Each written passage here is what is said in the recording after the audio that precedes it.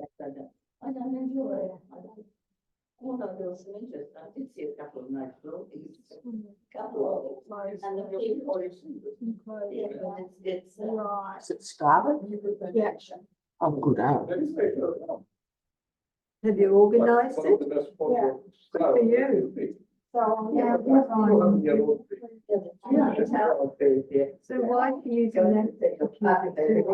Why are you using the second one? I'll say that. now it's just. I don't know what's going on. Sorry. You're like me. You know, but Yeah. Two good ones from the window, but otherwise no. So can people log in now if they want to?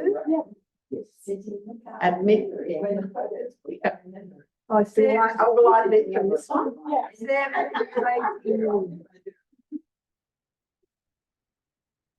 Oh, Sarah's there, good. Right, working. Well done, Henry. all right, so what's, Two heads better than one. so what's the number? If you could just bring the number out. Oh, Margaret, could you bring the number over? Sorry? Hi, Could you Sarah. bring the number over and I'll sit down? Can I bring the? If you could just show me the number. I have to go down and have a look for Jim, what's the time? I might have to go down and see Jim Cruz down there. Who's this little blonde teenage? Oh, I know. Oh, how nice it's recorded. Oh, I'm just back because it gets some of those blonde hair. Yeah. Oh, there it is. I'll go down and have a look. Thank you. Sit in the front, Ben. What's that? Come and sit in the front. We can, if she sits there, we can say we had 3 rows of people. Sure, yeah. Oh, yeah. Oh, We might go to this one just to see a bit better. Oh, the meeting's already started. That's a bit redundant, isn't it? Yeah. And it's just, okay, so Harold's and. 7. Eunice gone downstairs to sleep with the guy there.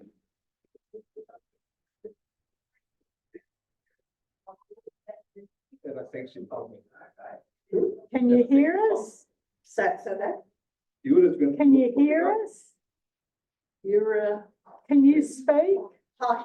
Yes, Oh, good. hear me? Yeah, but you're a bit soft, so I'll turn you up. I'll turn the microphone. I'll turn up. Is that better? Yeah. How are you? I'm Wendy. Jim. Oh, Oh, I can live up to it. Nah, don't worry. We all friendly here. I'm an absolute. Hi, how are you? Good, how are you? Oh, good. Yeah, well, I just have to take a picture. On the screen. Oh, okay. We might sit a bit Oh, further. technology. Not online, were they? Oh, this is great. Oh, yeah, that would be last year. I will hear that. It's a bit. I've been several times last year. We'll see if I can. Yeah, I was there, that's why. Okay. I've not met you before. Yeah, in the Upper Blue Mountains. Oh, that's Yeah. right. How are you? Good, so we pinched you. Okay. You know, that's nice. Oh, what's happening? It's upgrading Zoom. It's a while since I've had Zoom on this computer. Updates. Always having a long time. Yeah. Can you hear Sarah? Okay. She can. Can we hear you? Can you hear me? Now, yes. Yeah, oh, look, I'm just on mute. Before volume, maybe. So she was on mute. It's okay As now. long as you can hear us. You can't even see. Oh, there's my hand. Well, Jim will be, as soon as my computer updates Zoom, Jim will be online as well. And this is how they had the room set up tonight. Normally they have a table and we sit on the table, but we walked in. You look like you're going to give a lecture, Jim. I thought that's why I was here. Oh. No, you're here to share jokes. Tell us your best joke. Best joke. Yeah. Well, I'll tell you the most best joke Told it already. about these three elderly ladies talking around the tea table. One of them said, you know, my memory's going. She said, the other day I was standing in front of the refrigerator with a jar of jam in my hand, and I couldn't remember whether I was putting it in or taking it out. And the second one said, yeah, I had a similar experience. I was on the stair landing. It's likely I didn't know whether I was going up the stairs or down the stairs.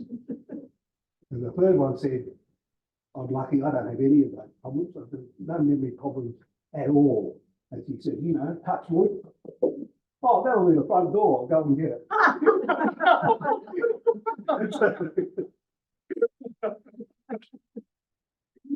That's good,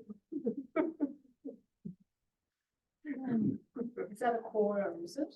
Oh, it's continuing to watch that. Is that a quorum? Is that one of the quorum ones? No, I don't know where I heard So that. where's Europe? Still going. I've gone It's downstairs. starting all over again. I haven't used Oh, that's just, oh, listen, you don't use them for a while, and then you try to use them. There may be more people saying that. hundreds of Well, you did it another day. I'll just start seeing it. You can send on any order. USB ports. Yes, you can. that. You can, in case you like. Oh, it has done. Thank you. I saw, Yeah, because there's You make Lindy. them, Is yes. that Lindy? The woman just walked in with your employees. Is that Margaret, that's Lisa's friend? Oh, I don't know, I've been here 10 times longer than you. She got the different piece of. I've heard him say hello, I heard the name. Oh, Margaret went fed off when hey, you're Lindy, aren't you? sorry? You're Lindy. Brenda. Brenda, oh, yeah. That's Yeah. right, yeah. Lindy's up here. Maybe. Sometimes. Yeah. Lisa's away. Oh, yeah. Yes, it is. She goes, she went to Thailand. Yes, it is. Oh, okay. That's the way it did. Hey, I'm not good. Not seen that.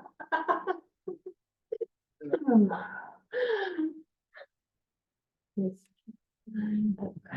Dave, we're recording this, aren't we? Aren't you, I mean, I'm not. Yes. Yeah. Make it to the panel and everything, it takes 70%, you can need to wait for them. Yeah, so I'm moving. It's okay. Yeah. It's fine here. I hope we're All the recording. grandkids going. All the grandkids. Oh, God. You have fun. Yeah. Have you been away since I last saw you? You one, and then you have been up poorly now. You could be Oh, how nice. What is that? I don't know, this was my, anyway. I hate being back here with my brothers. Oh, Yeah. oh. I have been working more. Don't go for picture. Good time to start. I'm meeting Oh, do you? now the house has been So, sold. So, Now you have. Oh, I'm sad. So you Sorry to have hear today. that. We're close to Right. it. Ports, Getting isn't it? it comfortable with the no rain days? Yeah, but it's a special Oh, one. so you managed to talk each other. Said the brother, I have to know. He's the one. All their washing. Well, it's rains make people really revolve. Someone else. Alan will do it, or he'll be like this, and he can't get off the But it just happened recently. No. When you anyway, I said, like, went to the park, was terrible, went down to the shop. A long and time whatever. to sort of go through. Yeah. Well, you have to have. I was actually really Very that then my nephew was having Well, his one sort of, Oh, so he tested that he was it had a computer. Oh, he had a because my Yeah. brother left Yeah, grandchildren it was not big. reason being But I think that David's right. his son Yeah,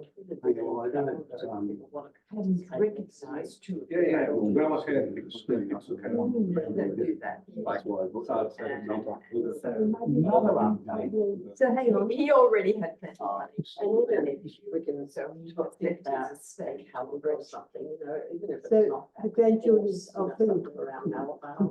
My brother's friends. Yeah, so your brother's grandchildren would be his son's children. Yeah, okay, yeah, you can always do it like that. So the son wasn't happy If about you his can children still, getting the the only problem is Oh, really? your presentation won't show up on the And I don't want screen. you to do it. Oh, won't it? Unless we put it on that. I'd rather. Yeah, no, I don't Well, we blame could you. do Yeah, that. that must be Yeah. quite, So it's very difficult to. Yeah, yeah. Because there was a court. No, Definitely. thank God it's over now. Thank you. Yeah. No, it doesn't look like it, unfortunately. Yeah, Looks like- Yeah, and Sarah's there as well, Howard, Alan, and Sarah. What's the issue with it? He needs to put, we need to I speak. need an USB A port. USB port? Okay. Is there no USB port on that Oh, one? there- Oh, it's Got it, doing it's up, computer. it's doing update. Oh, that'd be all right. Yep. Supposed to be with that, yeah. Okay. This is your one. But it's sort of in halfway and then. Yeah, I just leave it in there and, It's funny, you know, 'cause I've never seen it from this side, I think, I've never seen like people waiting in the waiting room, I'm always waiting in the waiting room. And now I can look up there and go, Chris Hayes, Oh, there's entered another the one. waiting room. Yeah.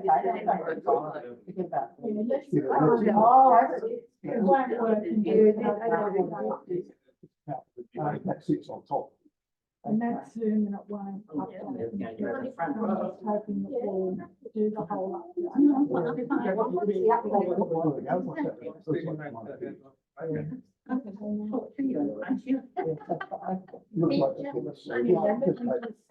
over that side. Seems like they're all sitting over that side.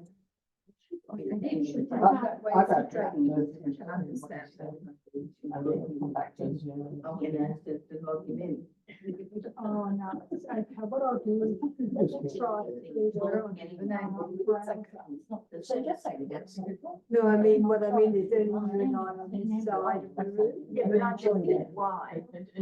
We still got time. That guy is straight in front Still of, work. whereas we are on an angle. Oh. That's a body, we had it on before. It took Yeah, a while. for us to exactly, and here to is. get it out of there. But there's not much in there. I'll mark it. You see? I've got this up for a number again. Yeah. I think it's. It's enough. It's been up there. Is the update now? Sorry. Can't remember what we're doing. It'd be a different number. No. Oh, is it the actual number of the imaging. I've Oh, had cataracts done, so my eyesight. might be the hopeless. next one. Oh, that's the other one. That's okay. Is it that one? No, the next one.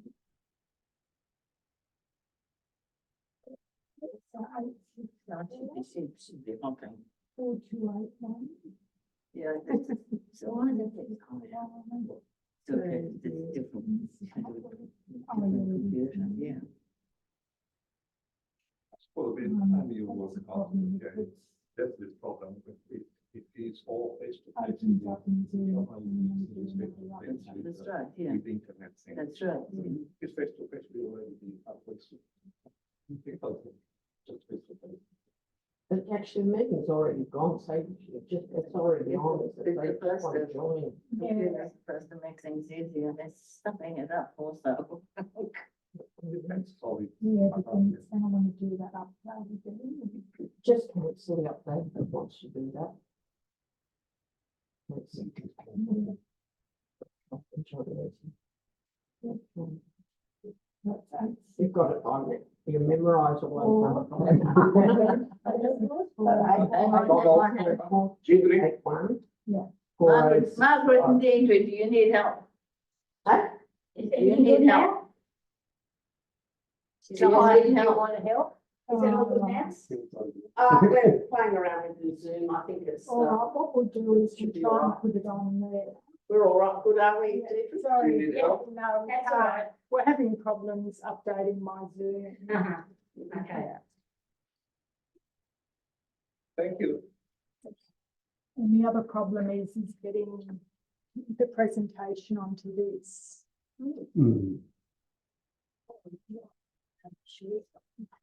Just minimize it. Oh, Helen, she coming in. You should have the names and you should from, she said we will be coming up. It's one to part. Oh, okay. She said, No, so we'll take off the mail. she's really done. And you've done. Wow. This is a hard one. Oh, good God. I said, God, you get all your pleasures open done. You should be to your 100. Anyway, she's fine, but she's just taking it easy for a little while. Oh, that's it. She might even come up soon. If I can pull it out and you can put it in. Yeah. I can do that now. And then we'll sort of pop the presentation on there.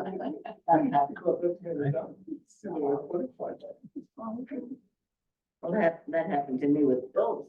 I have so many that I've got up to whatever, for the last 3 months of the year, I didn't have to pay in for any of them.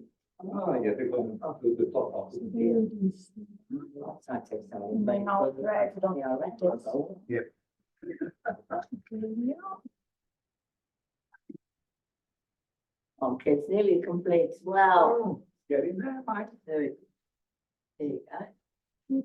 Okay, so I'll just pull that out now, Yeah. So that, and then I'll put the presenter in. yes. So I'll just Yeah. put this back in. Yeah, it's updating the Zoom.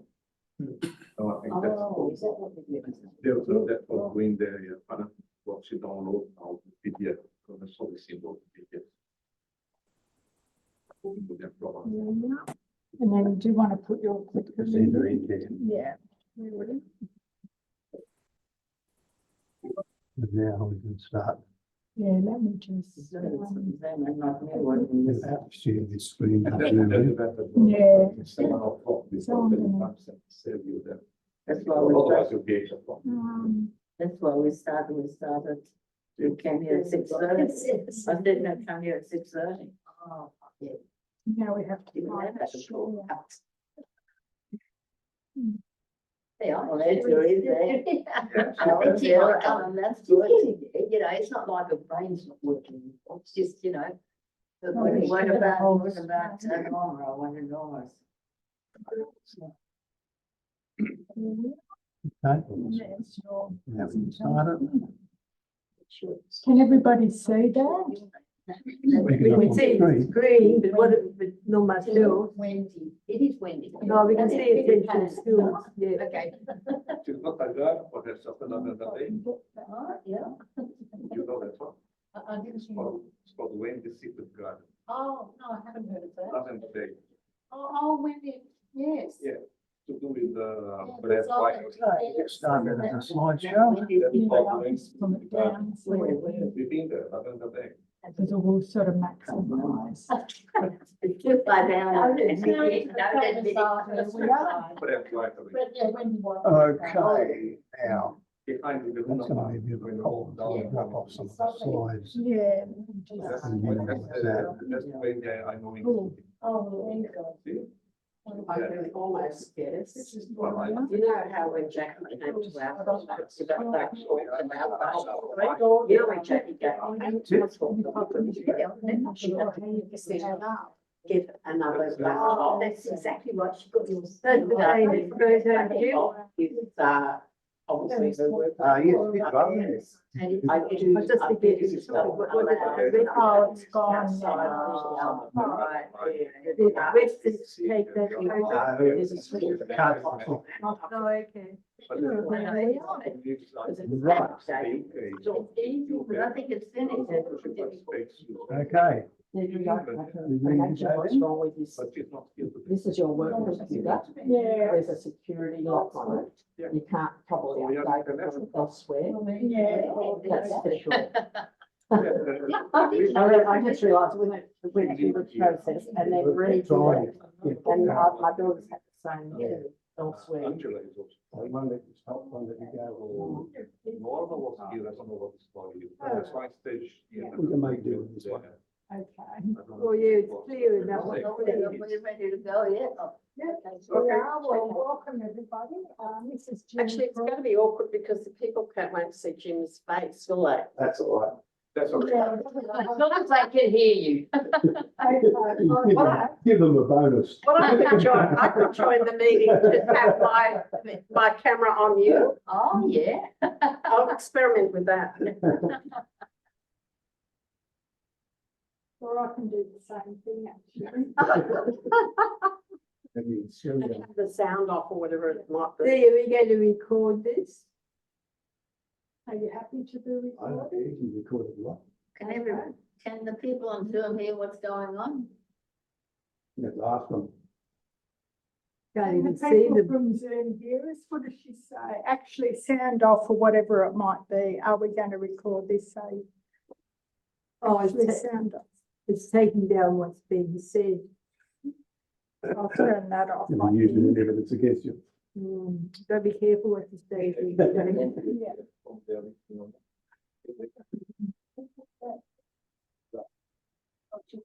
Oh, it's mine. Good morning. Right, I'll stop sharing. Can everybody hear us? Alan There's a said- nod, there's a nod and a thumbs up there, so. Alan said yes. Yes, I can hear you. All right, when I start Zoom. Yeah, we're just turning the caption. Yes, I can hear If you're you. listening or not, if you could hear. Okay. So we'll share again.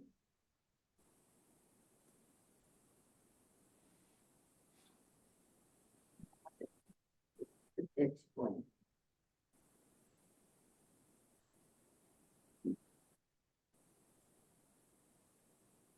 There you are. Right. I'm going to get rid of this summary.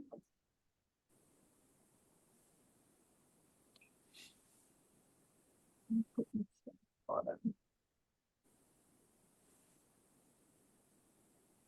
There.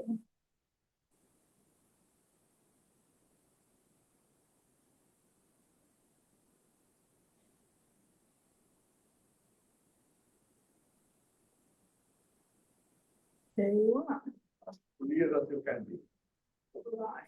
So welcome everybody. Tonight we've got Jim Crew from Lane Code Creative Photography. He's going to give a really good presentation on composition. He gave the same presentation to Upper Blue Mountains Camera Club about a year ago, so I stole him from there. Good. Good Okay. to steal it. Yeah. I'll have it It's, work. it's not working, it's stuck. Yeah.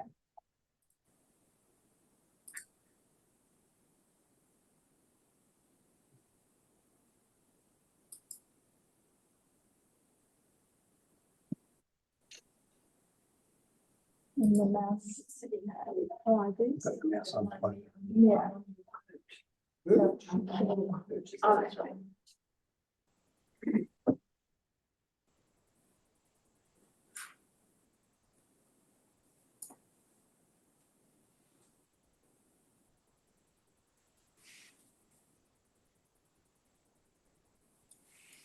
Ooh.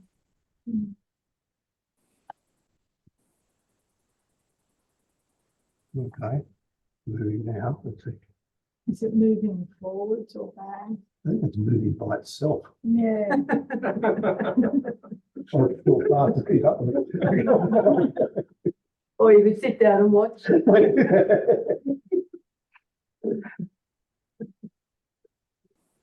Oh dear.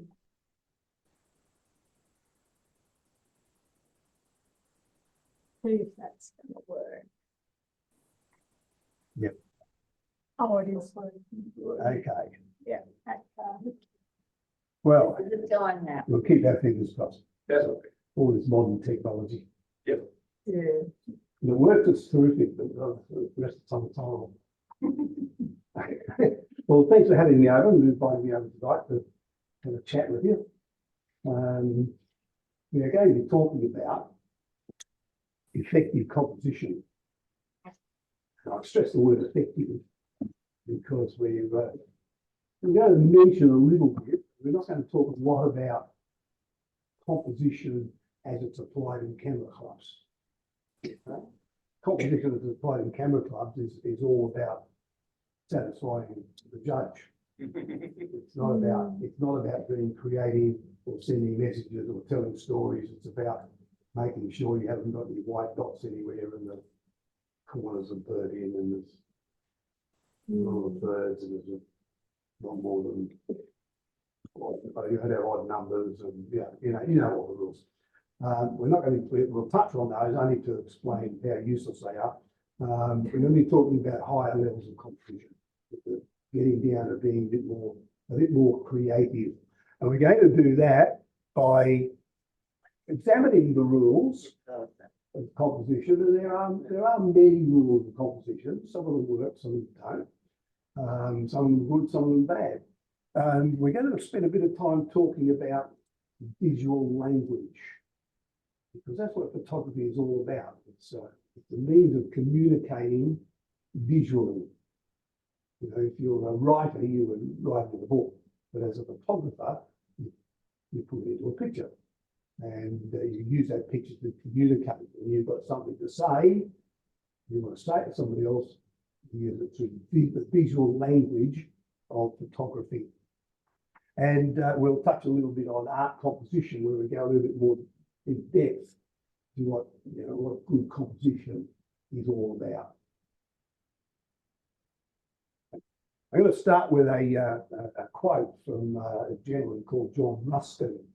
John Ruskin, in the 19th century, was probably one of the best known or most observed art critics in England.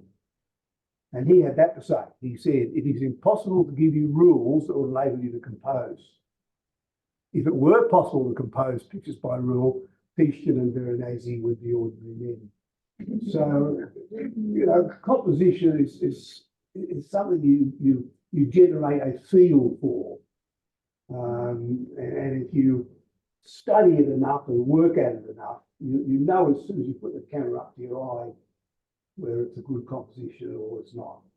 And you just feel it. You don't have to draw lines and dissect it and analyze it. You just get a feeling that this is good. Okay, and that's what Ruskin's saying, that it was as simple as giving a few rules and anybody could do it. Okay, so now there are many rules applied to photographic composition. Some are derived from the rules that art used to use before photography was invented. Another bunch of them have been created specifically to deal with photography. And many more have arisen in camera clubs, photographic clubs. In photographic clubs, we had this penchant to be all the same, to follow the same rules, produce the same pictures. Not a lot of individuality to them. So we'll look at those. Okay, the ones that derive from art and the ones that are most useful to you are the rule of thirds, the rule of symmetry, the construction of leading lines, and balance. So having your composition and all the subject matter in your composition nice and balanced, so it creates a pleasing thing to look at. And they're the ones we take from art that are worth pursuing and worth studying well. You don't have to apply them rigidly, particularly the rule of thirds. So that tends to get a little overdone. But it's a good guide, and it will produce a sound photograph, but not necessarily a creative photograph. Okay, so know about it, know how to use it, and also know how not to use it at times. Okay, the ones that derive for photographic purposes are things like, there must be an odd number. Now, I don't know where that came from, but Because when you think about the world and we humans, 2 is a more appropriate number. Mm. You know, we talk about a pigeon pair, male and female, a couple. You know, we don't talk about 3. Some sort of, you got it. It makes it more exciting. Straight on. So that's one. Excuse me, Jim, but the odd number is absolutely everywhere in decorating and in art. It has to be an odd number. Yeah, but it doesn't fit, you know, to me. I know people use it, they use it slavishly. But to me, it's ill fit when so much of our life is based on 2, based on a pair. Yeah. 2. Opposite. But you're quite right. It's well expounded, that rule, and it is used in more than just photography. It's used everywhere. Yeah. The next one is Nothing came up there. Yeah, Do you want to I was trying to. just say decide- deny? It might be safer to do that. Yeah, What's she trying to do? I don't know, it's, I'm just gonna allow it. I hope it doesn't Okay. cut it out, that's all. Yeah, another one that's sort of very prevalent in camera club is you never photograph the back of people. Say that again? You never photograph the back of people. And why? Why don't you photograph the back of people? Why can't you photograph someone walking away from you?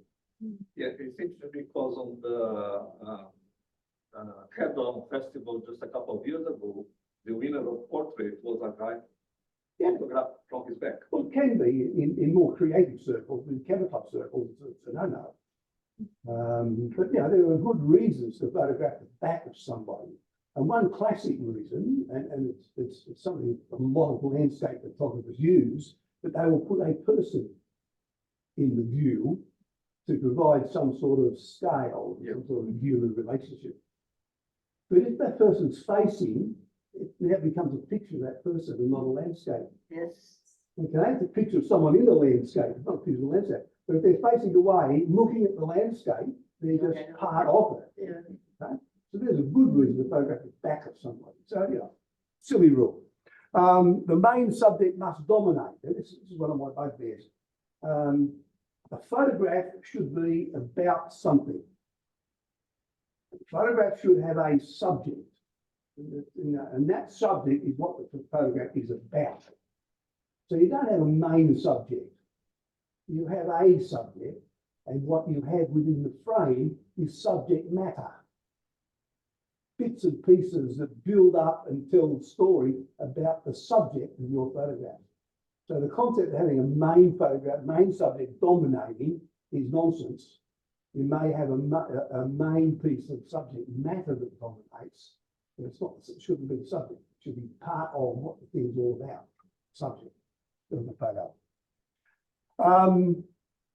Monochrome pictures must have a full range of tones. Okay, and that's one that comes in. In fact, I remember being on a Sydney International judging committee many years ago, and one of my fellow judges said, when I'm judging monochrome, he said, if I can't see a full black and a full white and all the greys in between, it gets 0. And I said, what about if it's a good photograph? Doesn't matter. It's not a good range of tones.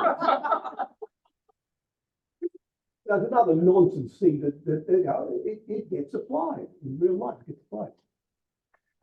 All photographs are improved by cropping.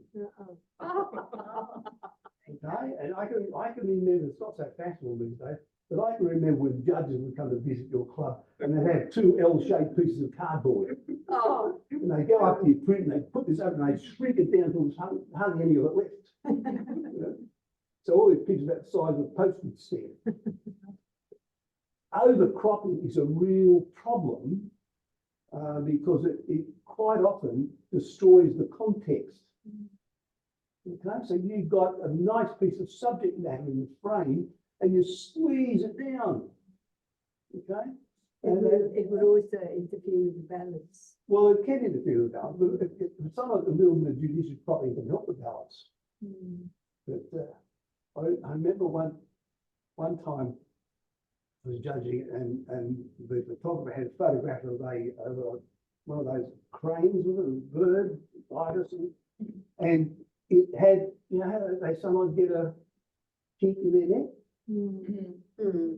and she cropped it down till the top of the neck was almost on the top of the crane. So I said, you know, you were lucky to get that. If the bird hadn't ducked, you wouldn't have got him in.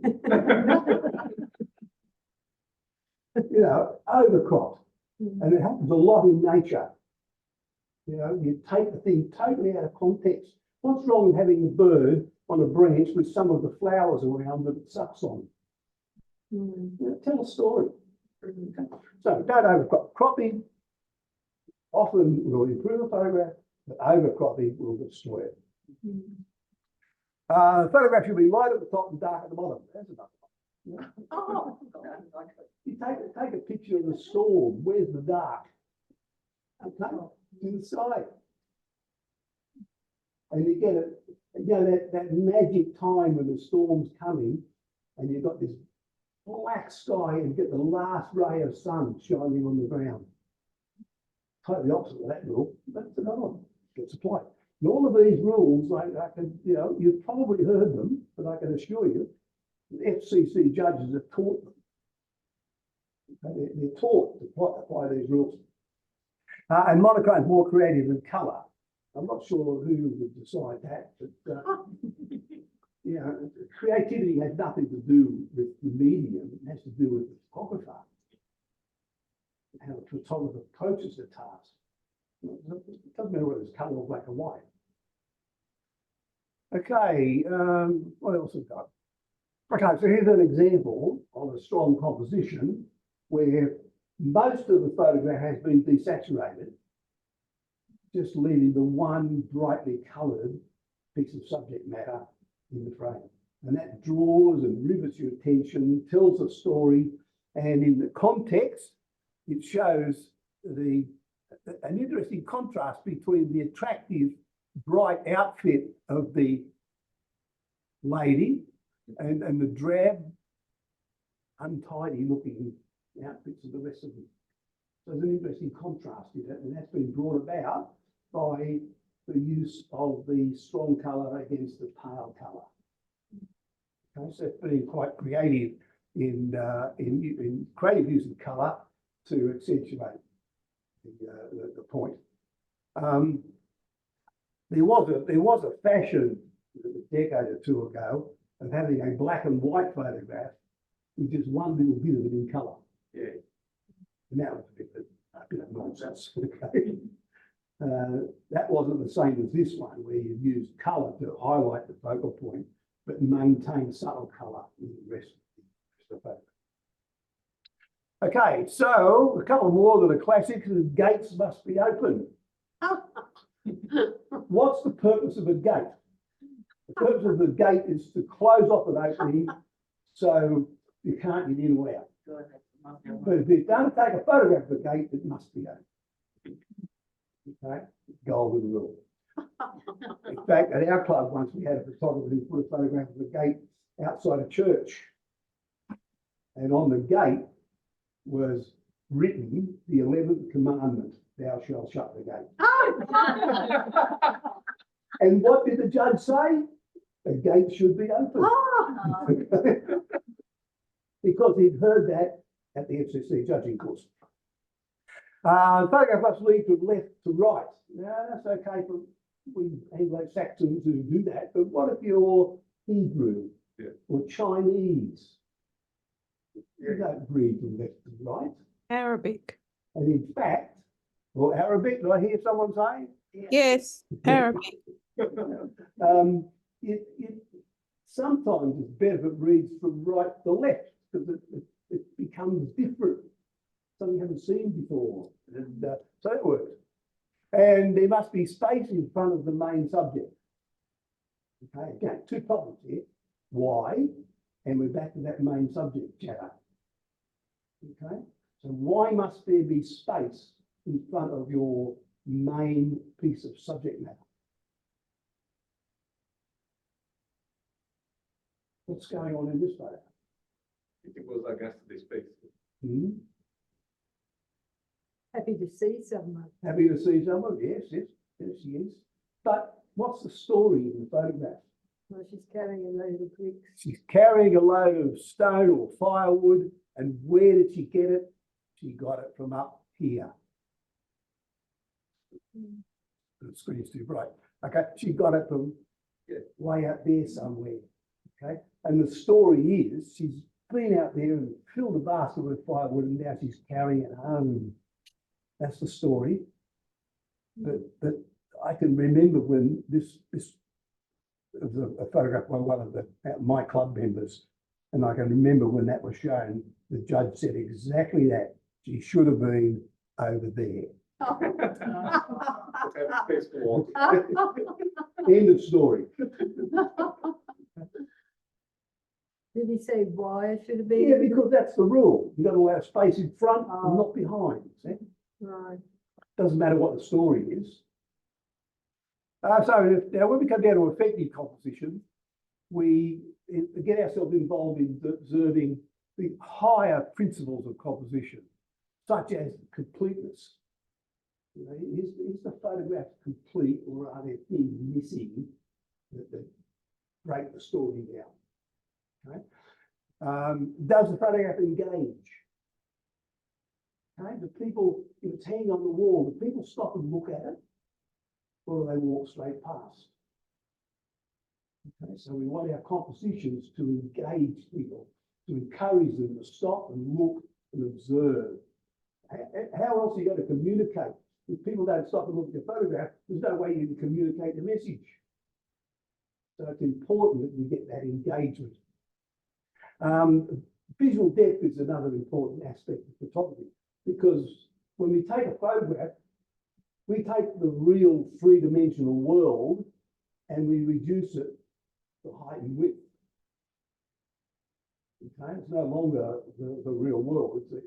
It's a facsimile of the real world. But what we can do is we can create some visual depth in our photograph. We can give the illusion of that missing third dimension. Okay, we can make it look like there's a third dimension, even though there isn't. But that's an important thing to do. And that's very important, particularly in landscape photography, where you want to get some depth into the photograph. Perspective control. You know, you can use perspective to make some items of subject matter more dominant than others. Okay, just by the way you use perspective to make things recede into the distance. So that's another good composition thing you can do, you can learn. And mood. Now, in camera clubs, you will rarely hear anybody talk about whether the photograph has any sort of mood. Okay? But mood is very important. You know, how does a photograph affect you? Does it make you happy, sad, angry? You know, what sort of mood does it create within you? And that's what you should be doing with your composition. You know, creating that mood to get the message across. So effective communication is, effective communication is achieved through the use of visual language.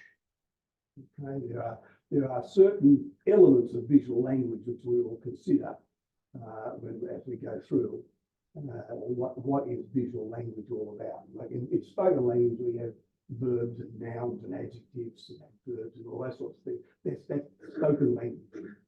You know, in visual language, there are similar things that we can concentrate on. Okay, so writers, they communicate with words. And some people can put words together that make you want to read them. Others, it's just a lot of gibberish. You either can't understand or you don't want to understand it, because they just don't have the knack of putting the words together in a nice way that makes you want to read it. Okay? And artists do it with images, and I include with artists photographers. So we don't write a book about that photograph, we take a photograph and show that. So we're doing what the writer does with words, we are doing the visual language of the images we create.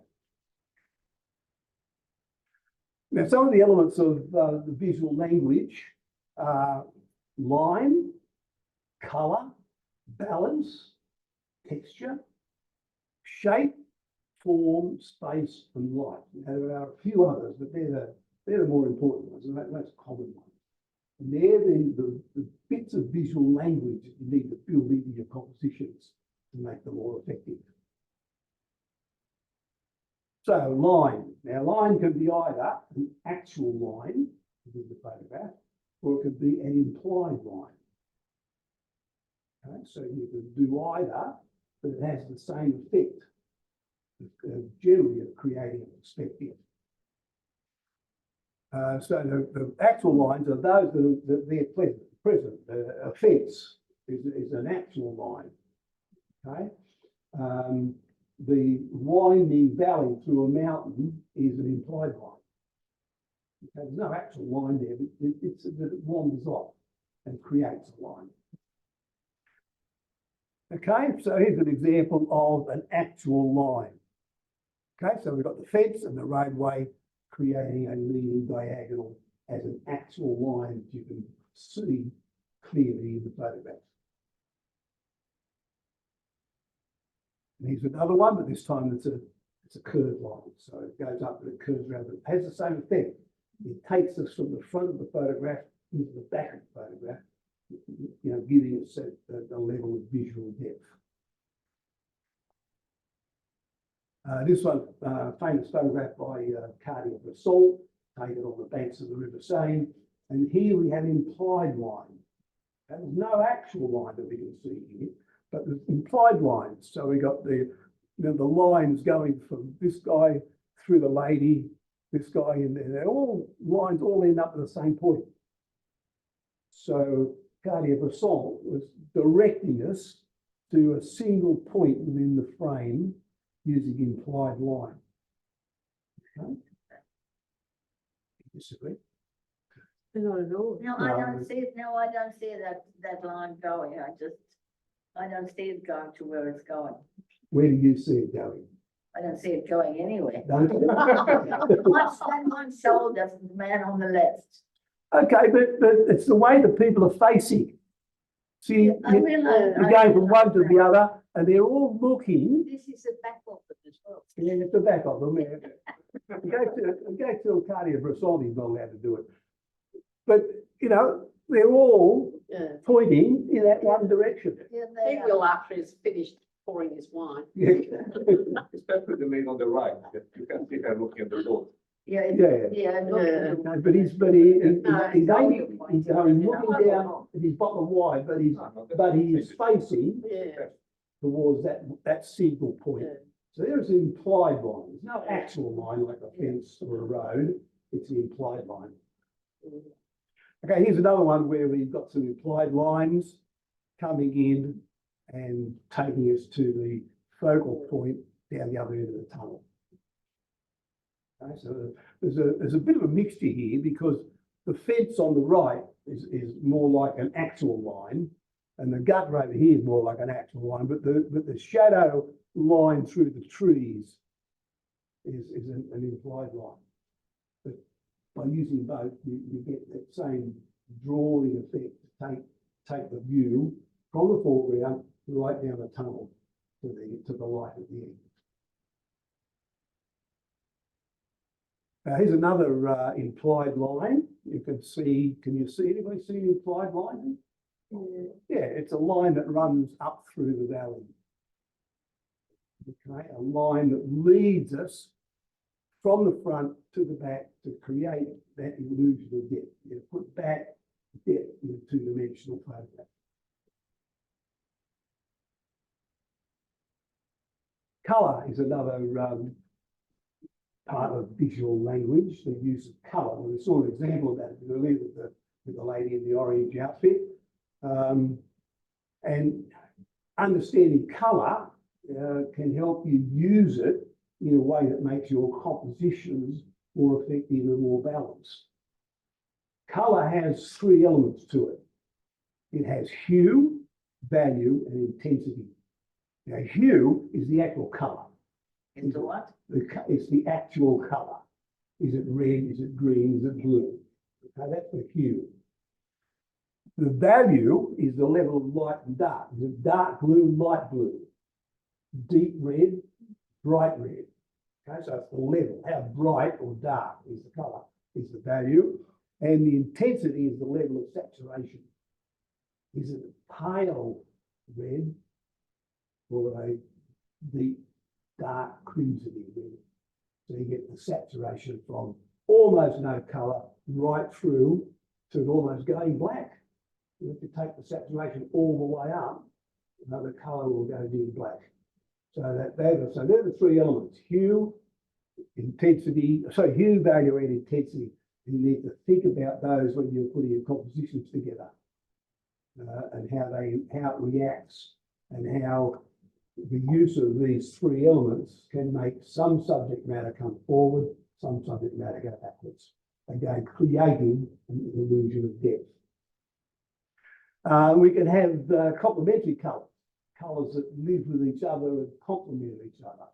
Or we can have analogous colours that are quite opposite. And we can have active colours, such as reds and yellows, or we can have passive colours, of blues and greens. Now, in a photograph or a painting, a yellow object will come forward, be dominant. So will a red object, but yellow more importantly. That's why they use yellow in road signs, because you spot it, it jumps out at you. The passive colours are the blues and greens, and these can be used to generate the mood. Okay, if you want a dreamy, soft sort of photograph, you'll use blue and green tones. If you want something vibrant and exciting, use red and yellow. Okay? And they will affect, and how you use those colours very much affect the mood of the photograph. Okay, if we look at the colour wheel, I'm sure you've all seen the colour wheel. If you haven't, you should study one. But the colour wheel shows us all the colours of the rainbow. Okay? And in the colour wheel, we can have the primary colours, red, blue, and yellow. And mixing these primary colours, you can generate any other colour in the world. All colours are a combination of these three primary colours. We can have complementary colours, colours that are opposite each other on the wheel, the colour wheel. And these are complementary colours. So green's complementary to red, blue's complementary to yellow or orange. Or you can have the analogous colours and they're one side by side. So if you want to create a fairly even tone or even mood in your photograph, use analogous colours. So don't use a broad colour palette, use a very narrow one. Okay, and that'll create a totally different mood than if you use the colours that are opposite each other on the wheel. Okay, you can have the active colours, which are the yellows round through the reds or the blues through the greens, are the passive colours. And these very much affect the mood of your photograph. Okay, to show you how we have the illustration here, we've got a yellow and a green, and the yellow tends to come forward and the green tends to be seen when you first look at it. If you study it long enough, of course, the balance goes and the mood changes. But when it first pops up, when you first look at it, those yellow colours will be the ones you see first. And you can use this in your photograph to create balance, and have a look at that in a moment. But balance is another piece of our visual language puzzle. Balance is simply arranging the subject matter to produce an even balance in the composition. Okay, don't have all your subject matter on one side, generally. Okay, people take seascapes have a problem with that because quite often you've got the big rock cliffs on one side and the open ocean on the other, so it's very hard to get a balance. But balance can be obtained by the physical positioning of the subject matter. Where you actually place the subject matter in the frame affects the balance. It can be affected by the colours you use, whether you use complementary or analogous colours. and use of tone. And tone works a similar way to colour. In that light tones will come forward and dark tones will come back. A lot of light tones in your photograph will present, you know, and light and airy and happy feeling. A lot of dark tones, very much more sombre, darker. So again, tone affects the mood very much. Okay, so physical balance is pretty straightforward, just like if you had a balance beam and you had a heavy object, you put that closer to the fulcrum and the lighter object further away from the fulcrum, the beam will stay horizontal. Okay, if you move either of those objects, you'll get an imbalance, and that will affect your composition. Reminds me when I was a kid, we used to have seesaws. Well, as I said, it's like a seesaw. And, Yeah. like, you know, so if I was lighter and was a heavy person, they would sort of sit right up. Yeah, they would come towards the Yeah. fulcrum point so that they don't throw you up in the air. Okay, and so you can use that balance with colour. Because we know yellow comes forward and green has a tendency to go back, you can make the green object bigger than the yellow object and get a bit of balance back. Okay, so you can achieve the balance by the size of each element of your subject matter and its position. So here's an example of balance where we have a large tree closer to the middle and a small tree over towards the edge. So if we took a line down through the centre of the photograph, you'd get a balance in that through that positioning of the large and small object. Here's another one we're looking at the balance through the rule of thirds. And you can see in this photograph, we put a grid over it. There's the things all line up with the rule of thirds lines. Okay, so we've got the horizon coming through here is on one line. That dark band of cloud sits on another one. And of course, the cottage is on a third as well. So using the rule of thirds can give your photograph a nice balance. It helps with the balance. Okay, here's one where we've achieved balance by symmetry. We balance each side of the photograph perfectly by making it perfectly symmetrical around the centre line. Okay, so lots of ways you can get balance in your composition. Texture is another one that is a part of that visual language. Texture refers to the surface quality of the subject matter. It can be smooth, it can be rough, it can be soft, it can be hard. Now, you can go up and you can touch the print on the wall and it'll be hard. So it's not the touching, it's what it appears to be like. When you look at it, does it look hard or soft? Does it look rough? Does it look smooth? And that texture can be used to create balance in your photograph. So they're within the photograph, your textures are simulated because in actual fact, the photograph is quite textureless as in terms of tactile feel. So we simulate them by the viewpoint and more importantly, the direction of light. If you want to create some texture in your photograph, you need to have the light spreading across it. So that every little part of the photograph takes on the light side and the dark side, and that gives it dimension. Each little tiny little element gives it dimension. Okay, such as in this photograph. Each leaf, because of the strong side lighting, each leaf becomes individual and has its own shape, its own light and shade. You don't get the feel of it on the screen here, but as a colour print, the texture of this one really comes down. In fact, I've had people actually come up and go like that because it looks like it's dimensional through the texture. And they can't believe what they're seeing, so they actually touch the photograph to see what that is in fact smooth. Okay, another one where we use texture and colour and vibrancy to create reasonably abstract composition. But again, those elements of visual language can be seen.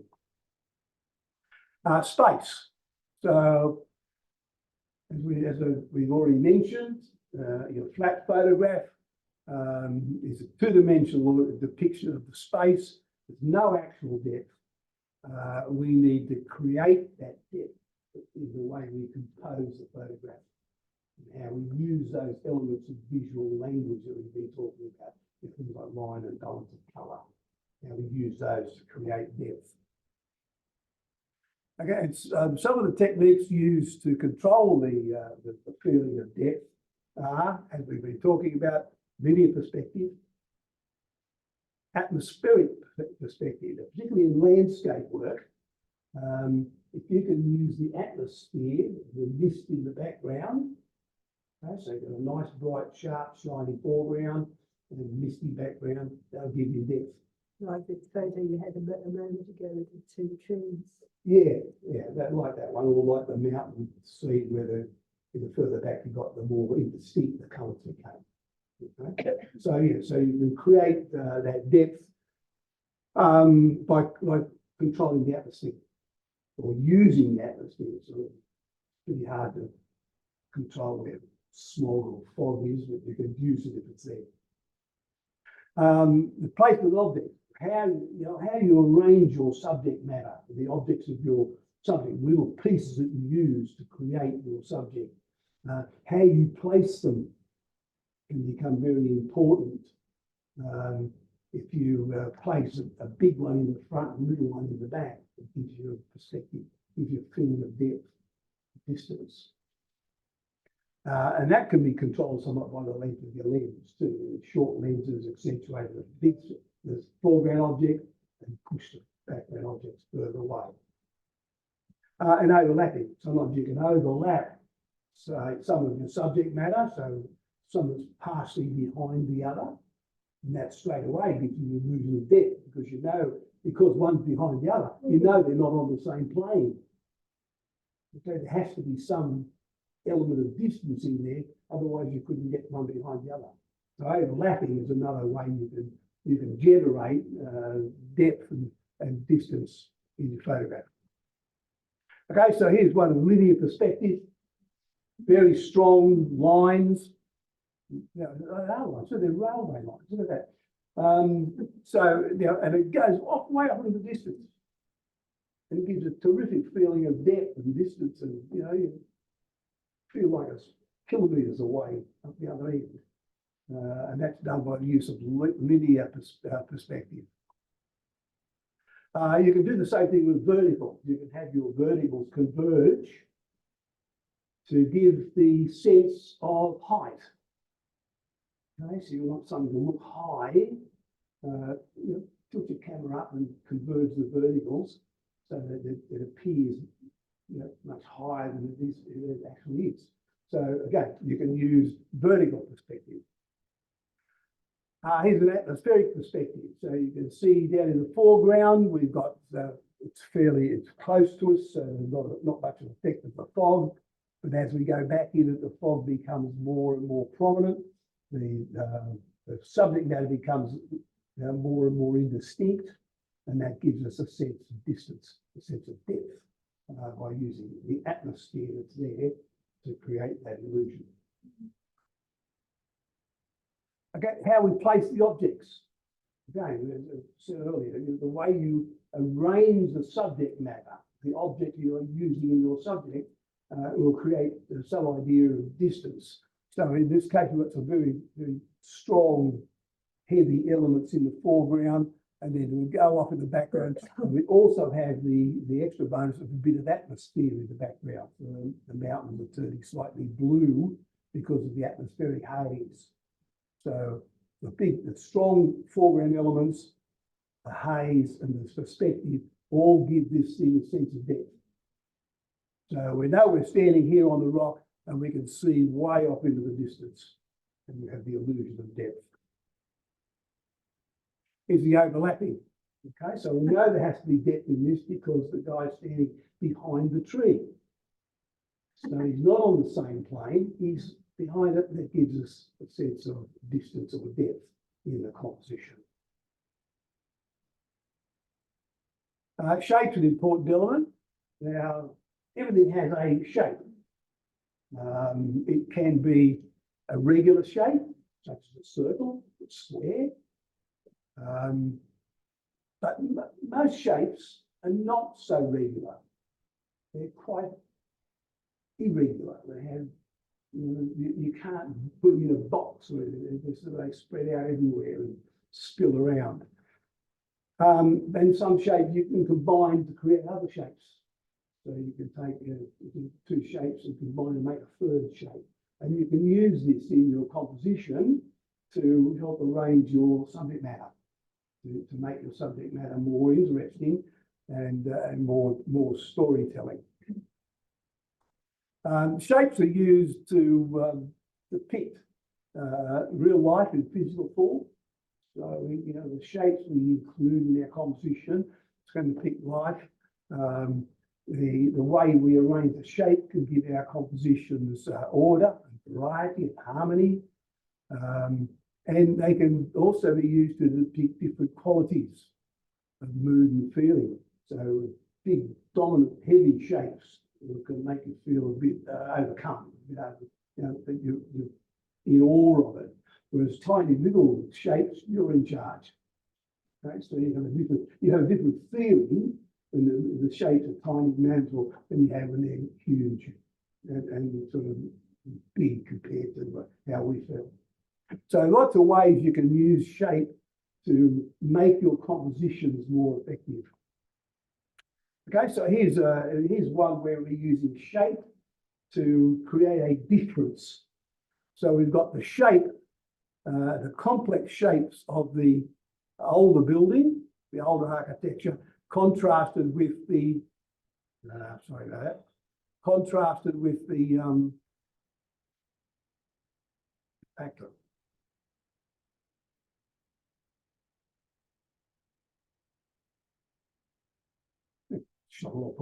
Okay, so like these shapes, the intricate shapes of the old building contrast with the more regular shapes of the newer architecture, and that separates the two subject elements of new and old buildings to give us a sense of new and old, and the differences between the time, or the difference that time has made to architecture. So shape, so you've got complex shape, simple rectangular shape, contrasting. Form, look, form often depends on the context, where it's used, but it's basically the organisation or deals with the organisation and the arrangement of the composition. So you can represent a 3D object on a 2D surface, and that's what we're trying to do. We're trying to take the real 3D world and represent it with just 2 dimensions. So we have to use a bit of trickery to get the 3-dimension effect, get the idea of 3 dimensions. And we can do this in lots of different ways, but it's a challenge, but it's one that's worth pursuing and practicing and keeping your eye open for, because 2D is a bit flat. There's a gun anywhere. It's just can be most uninteresting because it doesn't have a real life feel to it. Form describes a 3-dimensional subject, and it's contained within the spaces in your photographic frame, and it represents 3-dimensional shapes that have both mass and volume. So that's what we're trying to get into our shapes, a sense of that 3 dimensions. There is a volume there. It's not just a planar flat square or circle. It's a sphere or it's a cube. Okay, and we can do this here in a contrast in the architectural terms between the circular tower and the more regular rectangular tower. So there's an interesting contrast in there.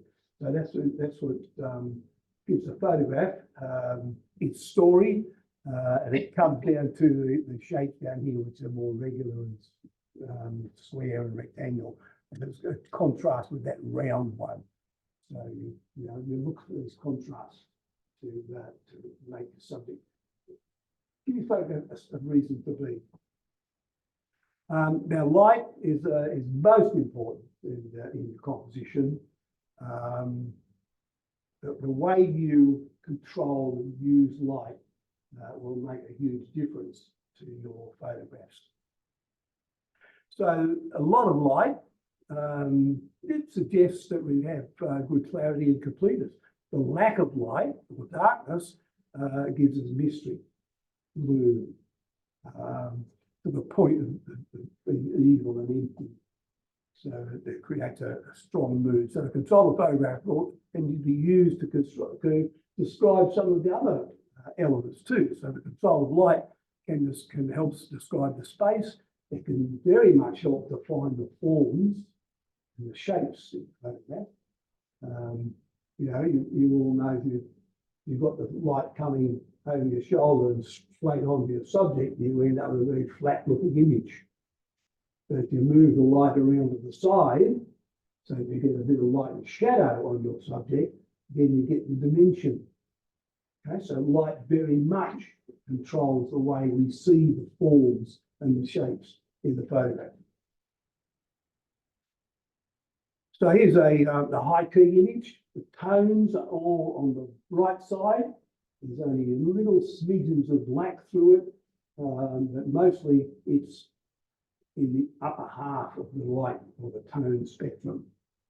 So that all the tones are lighter than mid-grey. And that gives us happiness, hope, enchantment, success, inspiration, and perhaps even rapture. So all those feelings come through being a very high key image, as opposed to a low key image, which gives us doom and gloom and despair, fear, disaster, and failure. So they're words that go with a dark, gloomy photograph. So there's your light very much controls the mood of the photograph. Okay, so the main objective of composition is to combine and arrange subject matter to produce a harmonious whole, which is a meaningful statement that communicates your idea. Okay, so it's how you, well, first of all, it's the subject matter you include, and sometimes even more importantly, the subject matter you exclude, that you don't put in, but that balance of the right subject matter, the right amount of the subject matter, produces the photograph that's going to be harmonious and communicative.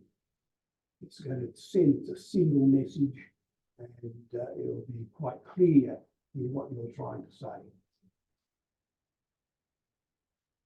So composition then, if we boil it down to a process, it's the process of selecting and arranging a subject matter pertinent to the subject of the photograph within the space you have available.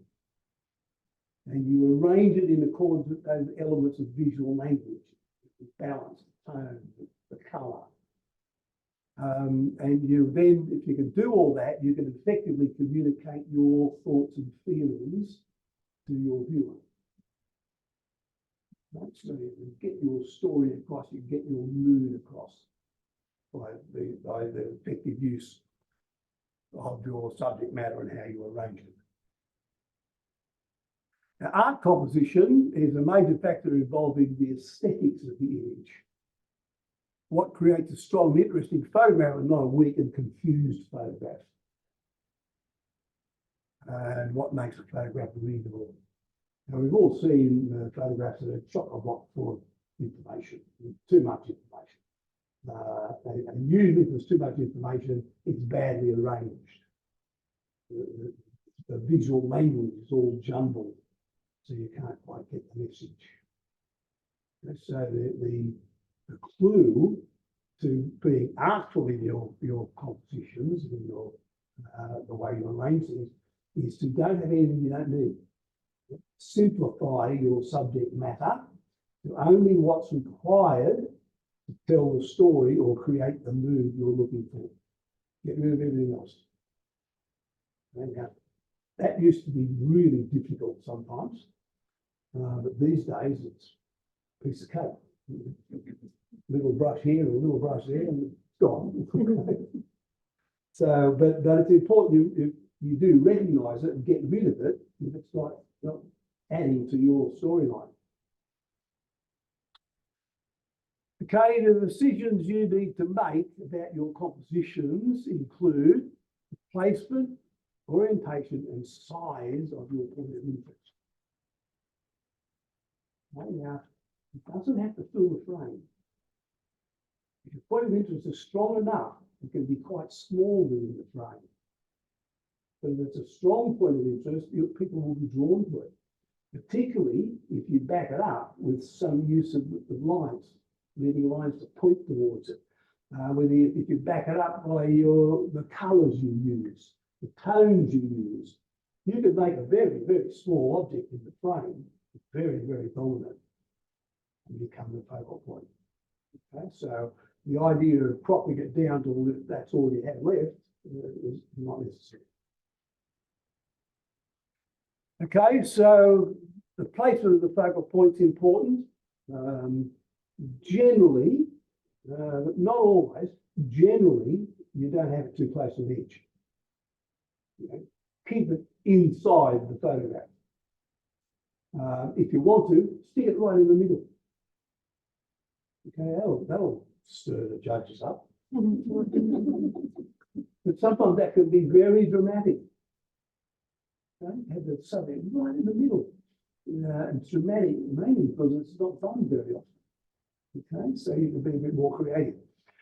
And then you lead the viewer to that point of focus by using the visual language we've been talking about. Okay, either implied lines, actual lines, colour, balance, and all those sorts of things. Okay, so we look at some examples. Here we have the use of perspective to create depth. Okay, the pathway goes on and on and on and on and on. Okay, so it points to the church. Now, the church is not very large, but it is a definite focal point. And you might also note it's very close to the middle. Okay, but all the lines, all these perspective lines coming up here, the pathway leading up, all take us to that focal point.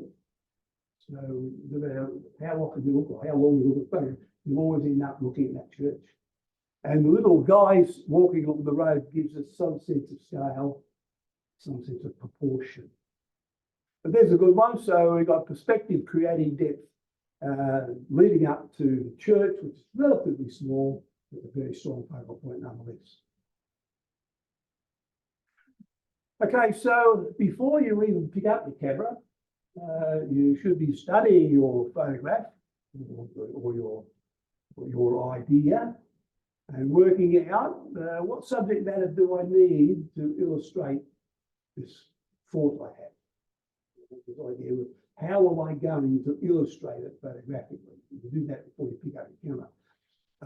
And then you go ahead and arrange it, collect it, whatever you have to do. Then you pick up the camera and take a picture. Okay, so that's being creative with a camera rather than using the camera like a Xerox copying machine. Okay, which I'm afraid a lot of us tend to do. Walk around with a camera, no idea what we're a photograph. Point here, point there, bang, bang, bang, bang. And we come home with a lot of disappointing pictures. Okay, so here's another one where we're using the implied line of those crosses. They come up to the best corner, they go and they sort of amble and curl and twist and book and take us to the church. Okay, so the use of long line moving us through the image up to the focal point. Once again, you see the focal point doesn't go anywhere near filling the frame, but it is a strong focal point.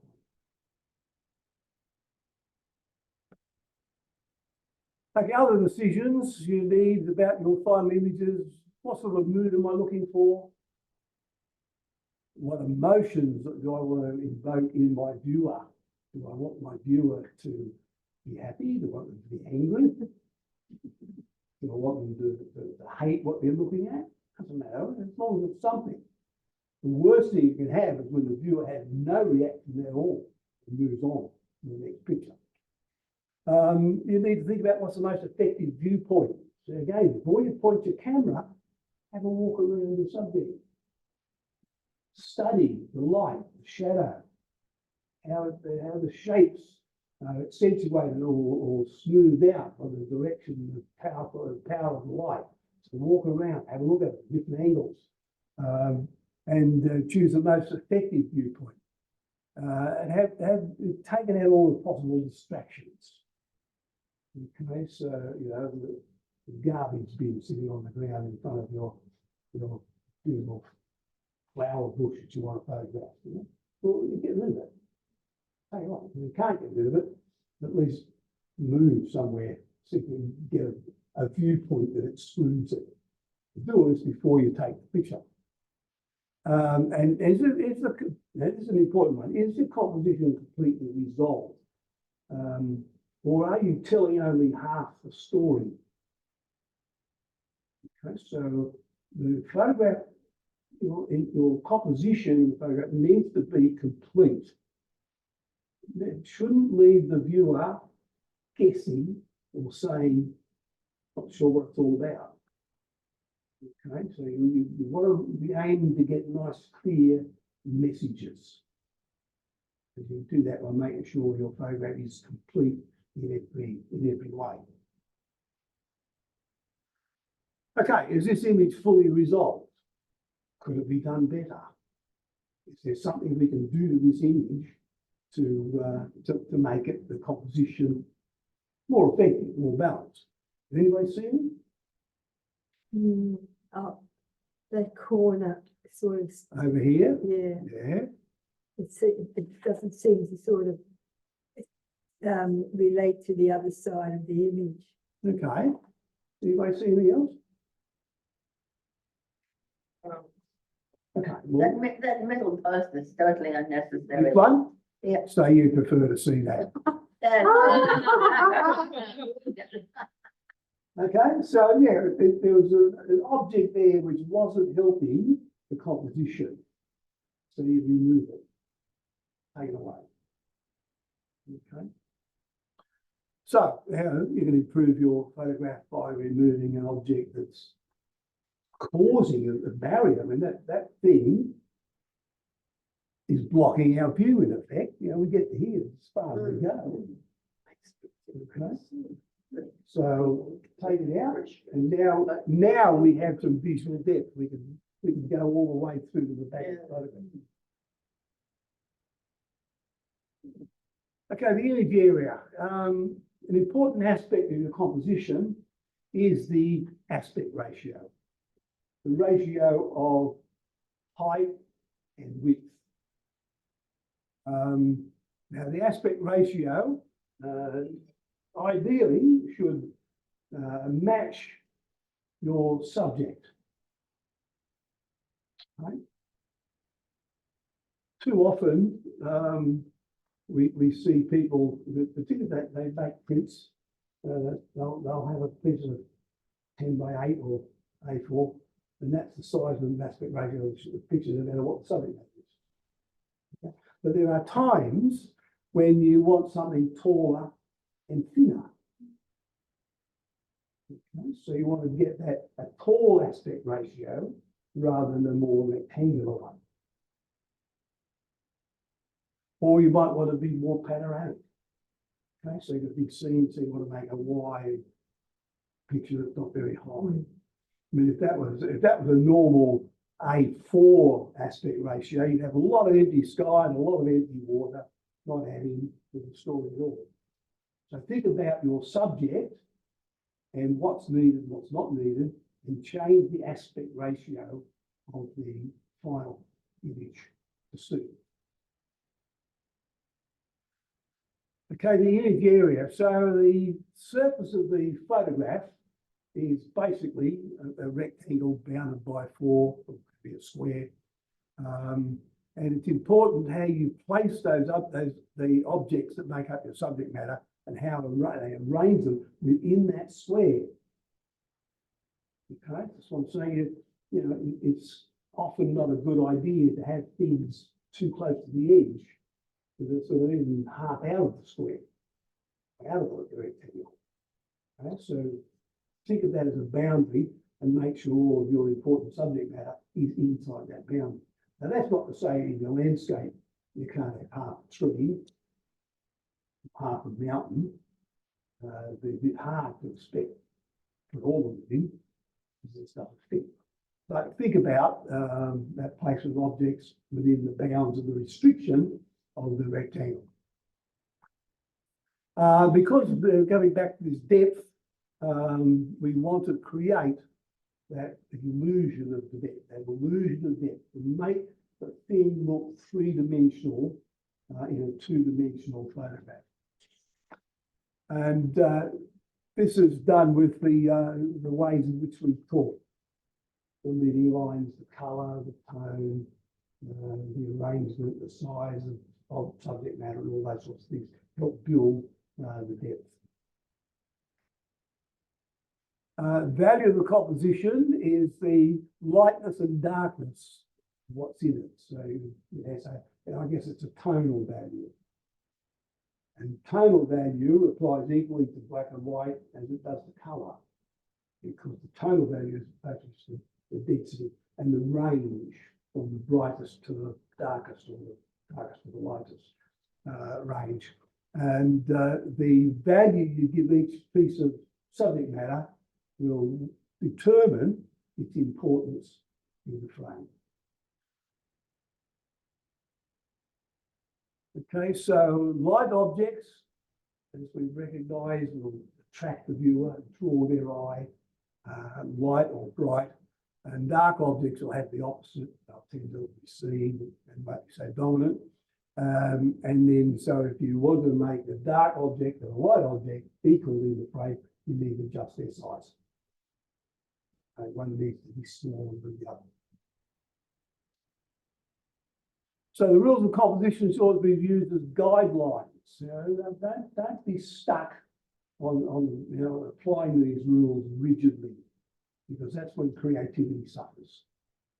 And this is a problem in camera clubs, that because we have a propensity to want to enter competitions, and we want people to come along as experts and judge them, to a set of rules they've been taught, all of our photographs have a sameness about them. And if you try to be a little bit creative, and it's beyond the technical expertise of the judge, you won't get anywhere. Okay, so don't use the rules absolutely. Use them as a guide. Understand them, know what they can do for you, but don't be rigid about it. And if you do strictly follow the rules, that's when you get uninspiring, typical camera club photographs. Okay, photographs that are basically made to a formula. Okay. So we're going to look at some examples now, and as we look at each one, see if you can pick some of the visual language that's been used to generate the composition. So what have we got here? Rule of thirds. The rule of thirds. There is a hint of rule of thirds, yes. We've got a third line with the horizon, a third with the shed. So it's a little bit of a thing. There's something in this one that I don't even mention actually. And that's the use of negative space. Okay. Well, that's what the balance is, because that negative space is balanced by the foreground at the bottom. Yeah, we've got a strong foreground and a lot of negative space. And what does that do in the image? It creates a strong sense of isolation. Is this barn way out in the middle of nowhere? Okay, so I resisted the urge to crop it down to something like that. Okay, because I wanted to show the fact that it is isolated. It's in the middle of nowhere. Okay, the use of negative space helps that. So what we've got is, underneath these taken photography, underneath that negative space is the prime compositional tool used in this photograph. Okay. thinking it's got the leading line as well. Yeah, look, Yeah. not a strong one. In fact, there's a bit of a line coming up across here, but it's not leading us to the focal Yeah. point. Okay, so not a strong one. You've got a bit of a leading line with the horizon, I suppose. But the most important thing is the message is the isolation. And by having lots of environment, lots of negative space, we generate that mood. It's the atmosphere more than anything, the heavy, Yes, yeah. Okay, this one here, what have we got in this one? the opposite. The opposite? Man, plenty of respect for it. There's not much negative space in this one, that's for sure. But what do we have? There's Lots of the colour. leading. We've got a leading line. You have a leading line of the road. Yes. Anything else? The colour you mentioned? Colour. We also have tone. You can see how the darker tones are at the front, and as we go back in, they get brighter and lighter. So in that one, the visual language you use is leading line and tone.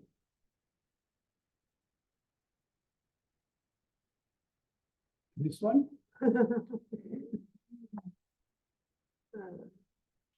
Holidays. holidays, yeah. Okay, Perspective. a little bit of perspective with the way the clouds are coming out over our heads. They've got shape. Bit of shape, yeah, not an ideal shape, is it? But anyway, there is shape. And a lot of it is the sky. A lot of sky, yeah. Okay. Yeah, every time I've shown this in Loneliness. and traditional Canberra Club environment, what do you think they say? Oh, your horizon's too low. No, Oh, they say This space. he should be over Oh. here. This space. That's right, yes. That's wrong. Now, let's just think about that. Yeah. If he was over here, what would be the story in the photograph? Who's going to go for a swim? He's going to go for a swim. Yeah. What about what's the story where he is? his head is He's been for a swim, you know, totally different story. Yeah. By your placement. But your average Canberra Club environment says you can't do that. You've got to have space in front, not behind. Totally missing a story. Okay, but in this one, we've got a bit of balance. We've got a lot of space and we've got direction. This guy coming out, leaving. He's finished, he's going home, okay? That's the story. Nothing about the clouds, though? Clouds, well, that's the reason, Clouds. yeah, well, that's the reason he's going home. There's a bit of storm going on. Okay, and this one? Leading line again. Pretty straightforward, strong leading line, taking us from the bottom corner way back into the photograph. And the lighter colours as well. Little bit of light there, little light colour coming through, but mainly it's that strong leading line, giving us the sense of distance and depth. We can walk, we can feel like we're here on the path, walking along, walking into the scene. And this one? Anonymous. Anonymous. Yeah, well, it is a bit anonymous. The shape, that's a good one. Yeah, shape. and colour, you've only got the two colours. Shape and colour, yes, yes, giving a good contrast. So you've got this couple standing very close together, surrounded by these balls of yellow light. Okay, very simple, abstract, It's not really interesting, is it? isn't it? No, I don't think so. Don't you find a human interest there? These two shadowy figures relating to each other. No. That's what they do with. Well, I leave. You can work that out. But the yellow lights are supposed to give you happiness and Good feeling. Yes. And there, they're having good feelings too. But you're missing the third element, there's only two, you see? There's only two. Fair enough. Yeah, we're missing that menage a trois. Okay, so it is form, white and colour. And you're right on board. Where's the third gender? Anything else? Okay, so how about this one? Oh, very nice. That's it. The contrast to the following. This perspective, isn't there? The trees going in, the road curling around. Yeah, that's the thing, it doesn't lead out, it's sort of. No, it takes a little turn to the back here, so you're not going straight out. Yeah, You're taking the view right around there and around the corner. yeah.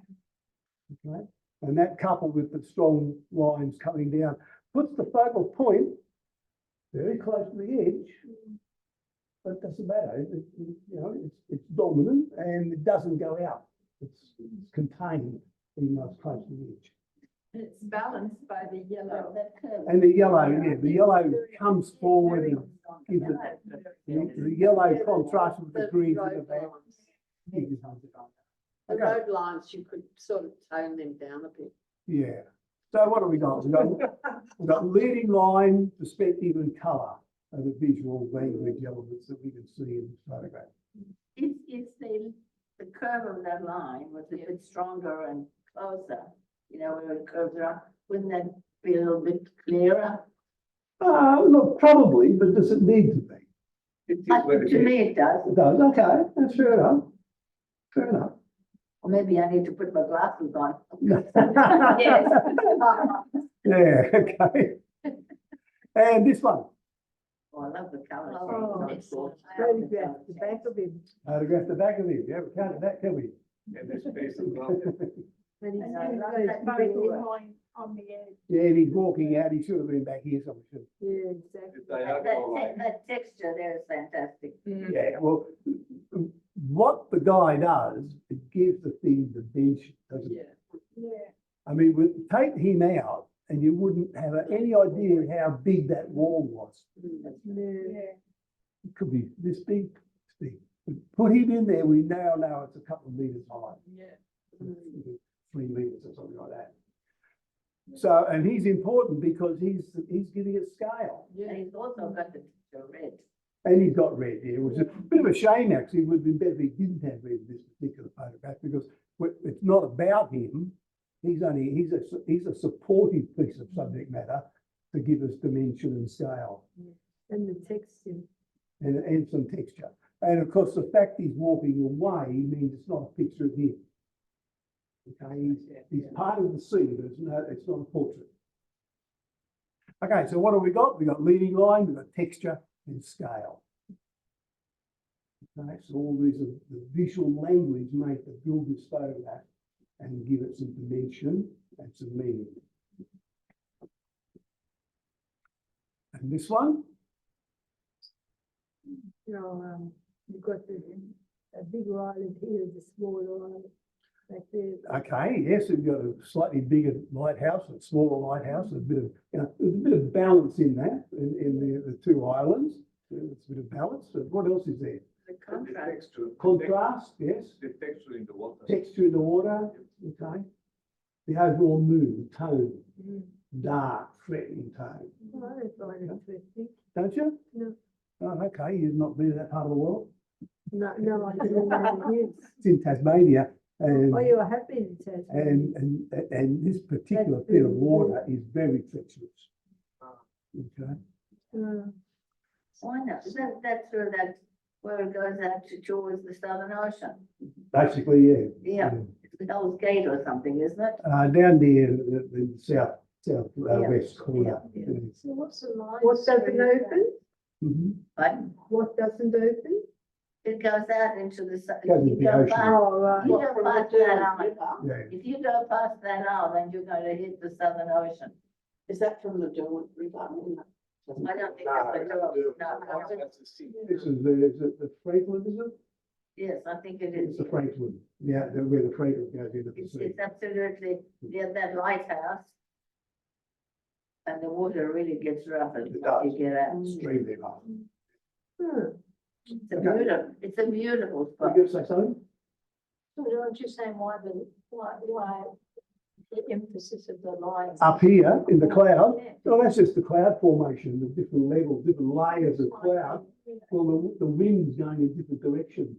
You know, it's a very stormy part of the world down in this corner of Tasmania. And you get these different wind shifts. So you got different layers in the cloud. Yeah. Compared to the sky and the clouds. Yeah. It just looks quite. They're all different, and you can see, you look through Rippling. these lower clouds, you look through the hole in them and you can see the higher clouds, but they're being blown along at a great rate. So the whole thing is just a little bit moody and threatening. But anyhow, we've got atmosphere, it's the primary visual language in it. We got depth because of the placement of the objects, and we have scale of the. I've cropped it. You've cropped it, have you? What have you? I've taken off just the very, very top about. Okay, There's like 3 areas. well, I I've mean, taken the top area off. okay, so you come right down here, whoops. This thing doesn't, it's too bright.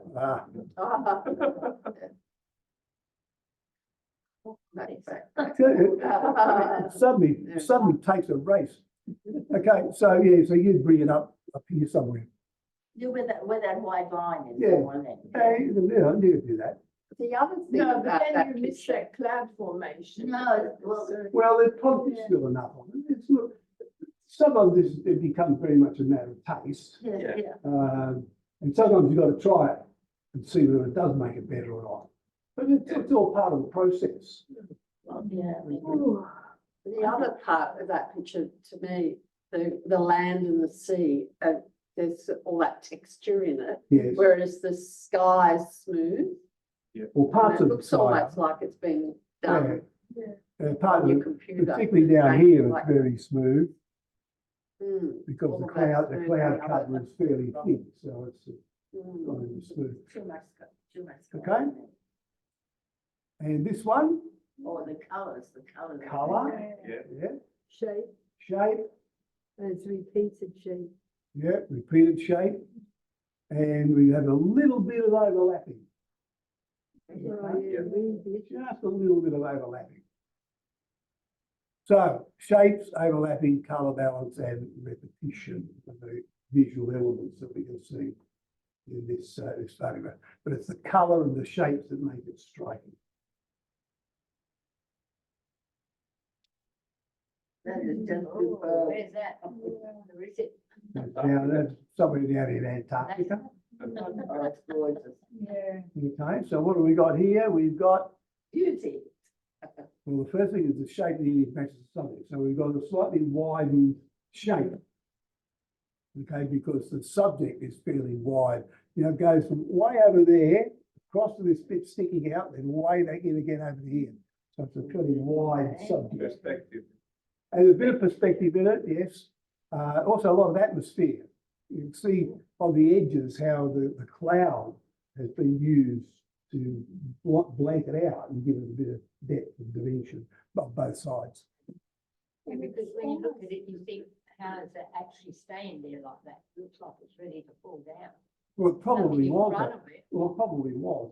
Bits of it, you see bits of it fall off, and that's what creates icebergs. As the snow pushes the ice forward, it breaks off and hits the sea.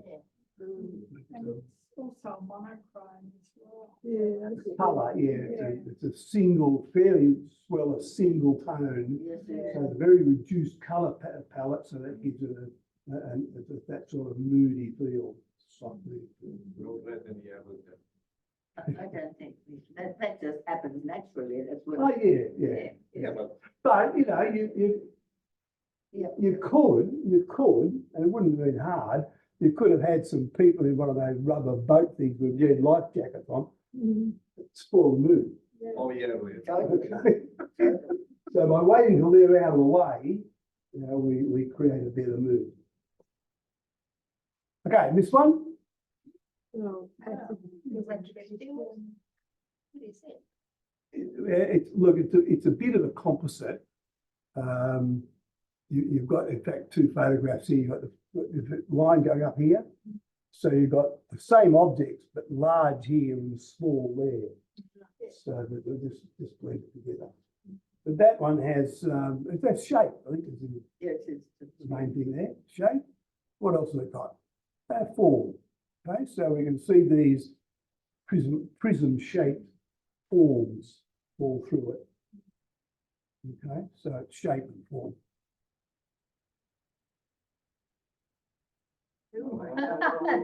All only three. Minimalistic. Yes. Very minimalistic, isn't it? Very Very much minimalistic. so, it's Not very much, is it? beautiful. Yeah. Not much in it. Very Wow. Too much sky again. But again, the tree gives it some scale And the balance. and bit of, no, not so much balance because there's nothing over this side to balance it against. It's more about scale. We have a vision of this tree would be sort of so high. It's also about mood. It's about, there's a lot of mood in it, isn't there? Scale. Lot Scale. of And then mood. that's also as well. I'd be Yes. no one to. Yeah, This is scale. this is to the edge, but I'm not sure it's really a strong focal point. I think the focal point is probably more in the clouds up here. What's that black thing just there? Black thing to the Okay. square, what, a speck, Like, a speck on the screen or a, I'm not sure, so if you come over, it's about there, where you're looking now. in here? No, No, come down. down. Down? Come Down, down. down. Oh, there. Ah, That one, the big point. I think it's a bird. Well, it'd be a big bird when you think about it. It looks like a bird, or it could be just the end of the rock. It's a bit hard to See, tell. I find myself looking at that, not the tree. Do you really? You like to pick out such a small object. I know. Maybe that's why. Okay. Exactly, it's like that. So what we got on this one is atmosphere, scale and colour balance. So it's a very limited colour palette. Yeah, yeah, the blue and the No yellow. blue and yellow, not much else. Yeah. And even the green, a bit of green on the tree that's very dark and a very slight bit of green across the horizon. If you want scale as well, there's a tiny little oil tanker over here behind the tree. So, but they're the main ones: atmosphere, scale, and colour. And I think if you had the tree in the middle, it just wouldn't have the same. Well, it wouldn't because the photograph is not about the tree. Yeah. Yeah. You know, the photograph is about the scene, the The cloudscape, the colours in the foreground, and the tree is just a little scale, it's incidental subject matter. If it wasn't there, it wouldn't be as good. No. No, it wouldn't. I think it's an important bit. Okay, like Um, that. Yeah. Yeah, but you don't want the tree dominating because it's not a photograph of the tree. Okay, what have we got this time?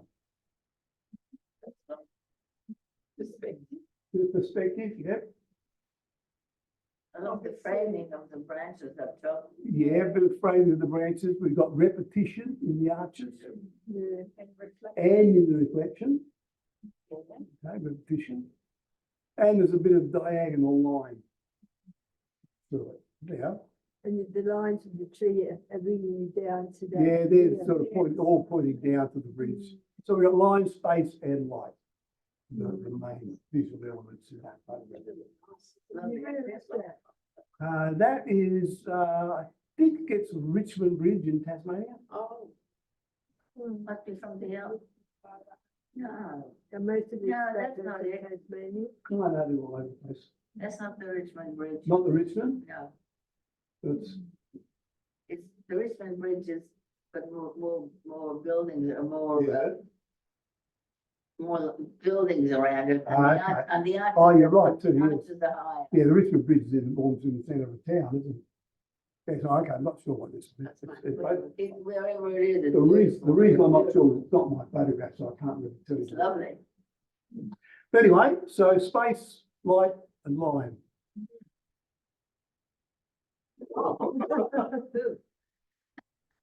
Disaster. Ah. And it's What have we got? disaster. Disaster, yes. It's all Even the moving. black and white. And the colours go well for That's that. the- Yeah, very Yeah, limited, the a very colours limited work colour really palette. well. Yeah, it's Have been the really mood. muted. Yeah. The very.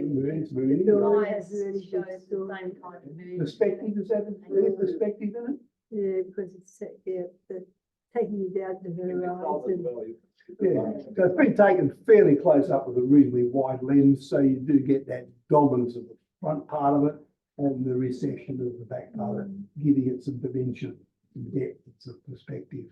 so that's done with the wide angle. Yeah, slight, not a hugely wide angle, but it's No. got a slightly wide. Why have you chosen not to make that all in black and white? Well, it's a good point. Again, it's not my photograph, so I can't really answer. But I really don't think it would make a lot of difference. No. Because it's very monochromatic as it is, a very limited colour palette. But maybe it's just a little bit of vibrancy. But anyhow, we've got scale because of the perspective and the angle that's been taken at. We've got line form and we have space. Not a lot of space in this one, but over here we've got some feeling of isolation. You can tell it's in the middle of nowhere. And there's enough space around to tell that story. You will see that on both sides, yeah.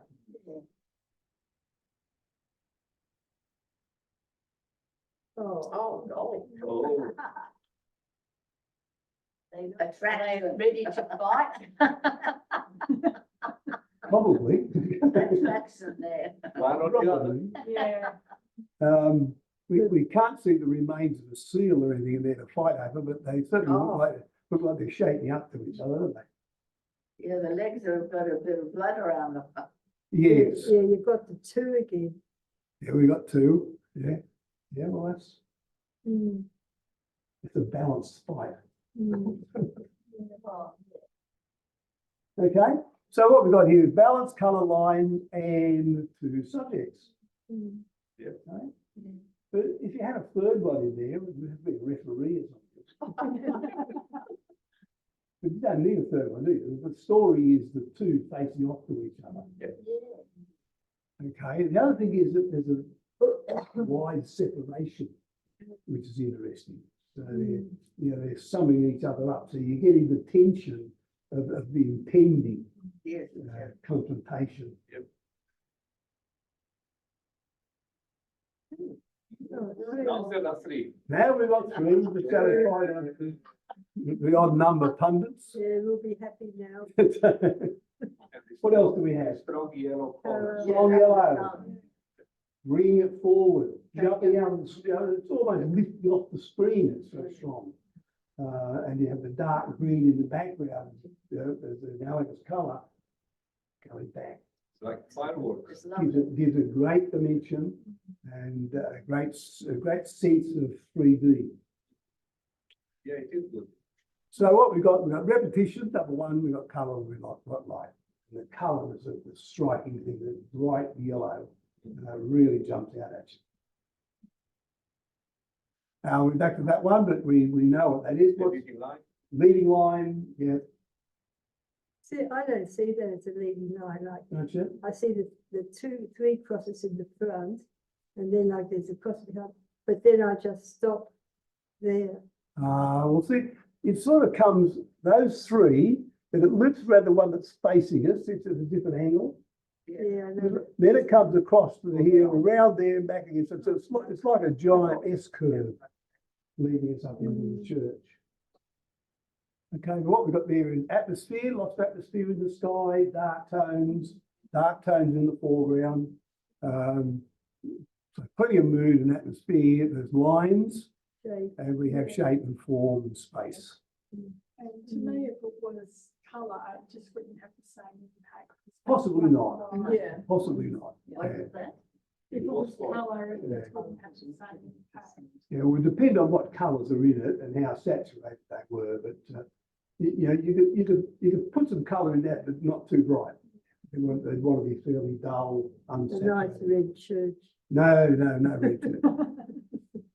Not even a red roof. Oh, you can Photoshop it. Okay, this one. Oh, okay. Wow. Almost intentional. Or the color, Mhm. the color of the person. Like, I'd say she's pretty brave getting in that water. Yeah. It does have a bit of atmosphere of the water, but it's so blurry. Yeah, so that's intentional. Yeah, that's what I'm saying, yes. It's It gives it a, intentional camera movement. It adds to the mood of it, doesn't it? It adds to the drama. it makes, This yeah. person about to dive into this turbulent water and maybe not come back, you know? But that's the sense you get. So, but what we got is light, balance, colour, mood, and atmosphere. So all those join in. And the atmosphere is very much brought about by the treatment that's been given. So it's been deliberately given a very soft focus, Yeah. which contrasts with the turbulence in the water. So you have some really strong visual language elements can be seen there. That looks like a bubble bath too. A bubble bath? Wow. Makes them give that a relaxing bubble bath. Soft. Soft. It doesn't look turbulent. I agree, it looks soft, yeah. Okay, what have we got here? Lots of repetition for sure. Repetition, yes. Scale. That's it. Scale, yes. Scale's a good one, isn't it? Yeah. That's what I was This saying. little guy here, he's got enough ingenuity to go and find a stick so he can reach the prayer wheels. Yeah. So that comes in the same. Line, There is some strong line in it, yes. Okay, What's interesting. that's interesting, yes. There's a story in it. You know, Yeah. there's a story about this little guy not going to be put off. You know, he's going to strive to achieve his aims. Just because he can't reach. He's not going to let that stop. Exactly. That's what that was. So there's a good sense of purpose coming through. But what we've got is a placement of the object's perspective emotion. See the emotion coming through, the little guy's straining to do it, and the repetition of shapes. Some of the visual language we can see in that photograph. Okay, so what have we got here? Yeah, the dream is thing. Oh, perspective. It's A bit of very, perspective, yes. very diagonal. Bit of diagonal, softest colour. Yeah, Definitely. it's almost monochrome. Almost, well, it is monochrome, just not black and white monochrome. Oh, It's green monochrome. At one stage, the camera club wouldn't have accepted that as monochrome. I know, that very well, monochrome was another name for black and white mostly. Yeah. But the monochrome just simply means one colour, it doesn't really, it can be any colour. That's right. So this is very monochromatic, it's green. But again, we also have the very strong use of selective focus. Yeah, yes, yeah. Okay, so we're creating depth and dimension by having a sharp And one. look at that, it's and then a three. And there are three. Three, and it works. Three, Yeah. well, It's there's, three. you know, I'd argue there's possibly only two. No, There's only three. two stalks, right? But there's There's three two now. stalks, and that stalk has two heads. So it's two. But when if you just had one less of those flowers, it wouldn't look No, right. I don't. Yeah. Yeah. But, anyway, so what do we got? We've got balance, form, colour, light, and depth. All those bits of visual language showing through. Okay, and here, what do we have? Wow. The small house. Gosh. Oh, that's good. Yeah. The placement. Isn't it? I So want to we've roll got- down that hill. Isolation, scale, Depth, depth, yeah. colour. Okay, so there's a couple of leading lines leading us up the hill, Yeah. quite a but bit. mostly I think it's a scale. Mm. Anyway, so we've got depth, line, mood, and a bit of shape.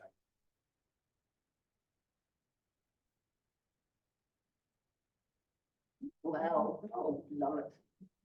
It's weird. Yeah. What is it? Wow.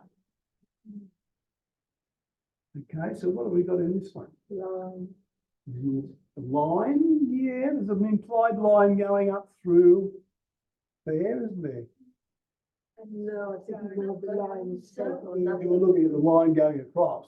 No, I was looking at the line going around the edge. Oh, around the edge, yeah, It's an okay. abstract. Yeah. I don't like that. Okay, fair enough. You've got this Yeah, circle, why? perspective. There is depth, yes, there is depth and perspective. Hmm. Depth, yeah. Yeah, it's got depth as we sort of look through this hole in the sandstone, going back from, and that's accentuated by the dark colour at the front, light colour as we move through, Yeah. giving us a sense of depth. Okay. So officially we have something underneath, shape, perspective, value, texture and form. And it's not a regular form, it's a very irregular form. But still, there is still form there. Lot of texture. Lots of texture. Okay, now these are not really related images by way of the subject matter, but they are related by way of a technique. You see it? Anybody know what it is? Or close up, prima piano. Yeah, What it's was that? it's the placement, it's the placement of a strong element in the foreground. So we've got the dish and the rock. And then element background as well, the rock. The rock. Yeah, a little bit, but it's the perspective you generate by having something strong down here, leading us back to the photograph. And again, the strong rock. That's really good. That dog. Yeah. Yeah, well, the dog also has a lot of emotion, doesn't it? Yeah. He's sad, you know, he's dinner's all gone, you know, and he's still hungry. So there's a great bit of emotion in that thing. I wonder if it was set up by the photographer. Well, I don't, knowing who the photographer was, I would say definitely not. The photographer would have been more likely to run in the shop and buy a tin of tucker box. I thought it was your photography. After he'd taken the photograph, that's when it got. Okay, so we've got balance, shape and placement. Placement being the important thing is a good use of a strong foreground object gives you depth. Okay, Yeah, I keep learning about that form of placements. I see it and I miss that. and here we have Or atmosphere is what this one's all about, isn't it? Yeah. Atmosphere. that's very nice, 3D, isn't it? And yes, it's got it has a good leading line through here, but atmosphere up there, a lot of atmosphere in here, and a bit of scale with a tiny person. So that gives us a sense of isolation. Huge beach and this tiny little person on it, very isolated. So we got mood, color, scale, atmosphere, and being the visual elements that we can see in that photograph.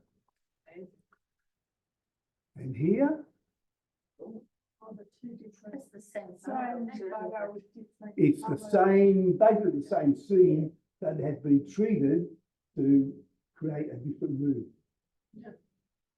You see the difference?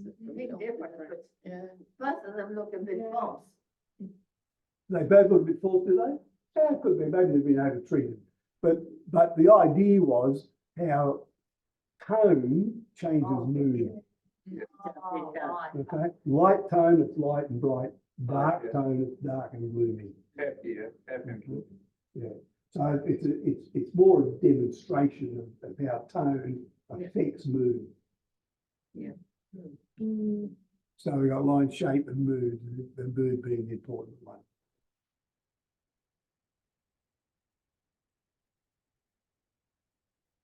Again, you've got your things in the foreground like that, yeah. And the lines. Yeah, but there's a strong leading line implied there, isn't there? Of the rocks, they come through and point up to the little pinnacle at the top there. So good, strong use of leading line.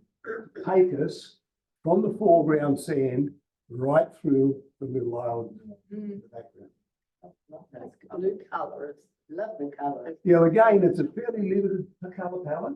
It gives it a sense of unity. Yeah, I think the limit. So leading line, atmosphere, value and colour. The visual elements we can see in this photograph. Sorry, what was value again? Hmm? Value, what value? Value is, What does it mean? well, it's the sense of the combination of things like tonality and colour depth and saturation and all that sort of mixed in to give it a value, a tonal value. It's got a magnet effect. It pulls Yes. right in that one. Well, I think the effect there is generated by using a fairly wide angle lens. And if you use a wide angle lens in a landscape where you have cloud, you tend to get the effect of the cloud coming out over your head. And it creates a great feeling of presence, feeling that you're actually there, because it's all rushing out and coming out over the top of you. So it's a use of a wide angle lens in a landscape can be a very powerful way to do it. I feel I could walk to that island. Well, you almost could, except the rocks. The rocks probably stop about there. Okay. Oh my God. That's amazing. Okay, so what have we got here? We've definitely got some mood, haven't we? Yeah, especially with the Character, Yeah, good character, but he doesn't look all that pleasant or happy. shape. It's a bit sleepy. Yeah, it's an interesting big blobby shape, isn't it? It's a big lumpy looking thing, but anyway. And there's some textures in the whiskers Yeah. and the tusks. But we've got mood, form, value, colour and texture. So, quite a few elements can be seen in that photograph. Some form. Yes, a big flat blob form. That's me. My belly. Oh, that's gorgeous. Okay, so what have we got? Certainly got some mood. Atmosphere. A lot of atmosphere, a lot of mood. There's some bold shape in it as well. And there's a bit of leading line as we curl through the water and across the face of the cliff. Bit of atmosphere up the top there. Drama. Lots of drama because of the dark tones. We've got a very dramatic, moody sense. It's like like you're looking at the mountain, it's black, absolutely black and white. But then you've got like a beigey tone, a bit in the sky and also in the water. Yes. Yeah. You know, it's not quite, it sort of has a touch of being sepia tone, but it's just a Yeah. little. But we have a mood atmosphere, little leading line, lots of texture and a strong sense of value. Beautiful Very, mountain. very dominant sort of, photograph. There are three. Three. Three and five. And again, five Five legs, yeah. Good girl. We've got this unevenness coming up big time here. Okay, so what do we have here? Line, central line. Yeah. They're Okay, not talking to each other. well, the guy in the middle is probably a bit pissed off because someone took his leg off. So he's not feeling like talking. The colours are wonderful. Everything's black and white until you've got the red feet. Yeah. That's, Yeah, it is. that's wonderful. Well, it is fairly monochromatic, but when you look at what's the subject matter, the galvanized fence, silvery grey, Yeah. the clouds, It's right, great. Yes. light grey to white. The seagulls themselves, they're basically black and white. So all the subject matter is monochrome except their legs. Yeah. Fabulous. Lovely. So that's, that's how you can use colour palette, although this is probably more serendipitous and there's a lot of thought gone into it. But using that limited colour palette can be very effective. So what we've got, shape, form, colour and repetition. Yeah, those, yeah. It's- Repetition for the birds, but not so much repetition for the legs. Wow. Another wide angle. Okay, yep, again, the use of wide angle to bring those clouds out over your head. But That's too much. it's It's so- lots of shape and form. A bit of perspective with the use of the wide lens to give that effect. And the colours are quite. Colour, light colour. Yeah, I think the color on the screen is not, I mean, when you've got it on the laptop, it's more true, the other A one. little bit darker on the Yeah, laptop. that one looks artificial. So we've got, Yeah, it looks surreal. well, it does, doesn't it? And that's got that texture like one of the ones before that you notice, it's artificial Yeah. texture, Yeah. rock. and everything. It's also got an interesting shape that it could be a camel's head. Yeah, it's, Okay, yeah. What do yeah, you say? The What- shape of the rock, Camel head. a camel's head. yeah. I see a dog. You see a dog there? Okay. Or some horse. It would be one of those psychological tests. Well, it's- no, it's if you see a dog, it means that. The guy said that his wife is in trouble. That's like the guy doing that test one day. There's a client was kept showing these pictures. What do you see? And he kept saying sex, sex, sex, sex. And the psychiatrist said, "Oh, you're a bit worried about you." And the guy says, "Well, you're the one with the dirty pictures."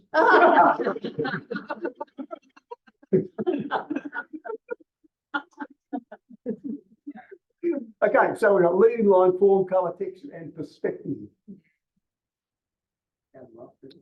Oh, wow. Oh, Line, Colour, pattern. line and color. And the lines. Yeah, strong line, there's sort of curls around, there's texture in the snow, there's colour, texture in the. Isn't that funny? Everybody's looking at all of that and all I see is beauty. Yeah, well, that's the subject of the photograph, isn't it? It's not a tree.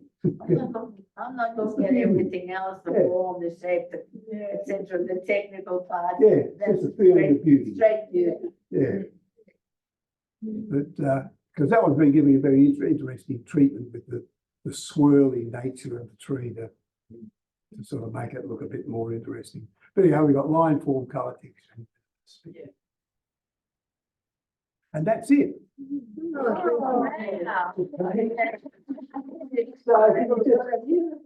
Just sort of sum up there that try to approach your composition a bit more creatively. Free yourself of all those stupid rules. Okay, get rid of it. Just do what your sense tells you to do, and think about the use of those visual language terms to help make your composition stronger and more meaningful. Because it's photography is not about all the technical things.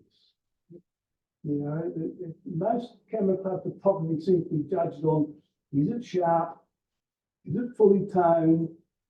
Can I see a rule of thirds? Is the gate shut? And they're the things that it gets judged on. They don't get judged on whether they've got a story or they induce a mood. Okay, they just get judged on pure technical matter. And there's a good reason for that. Okay.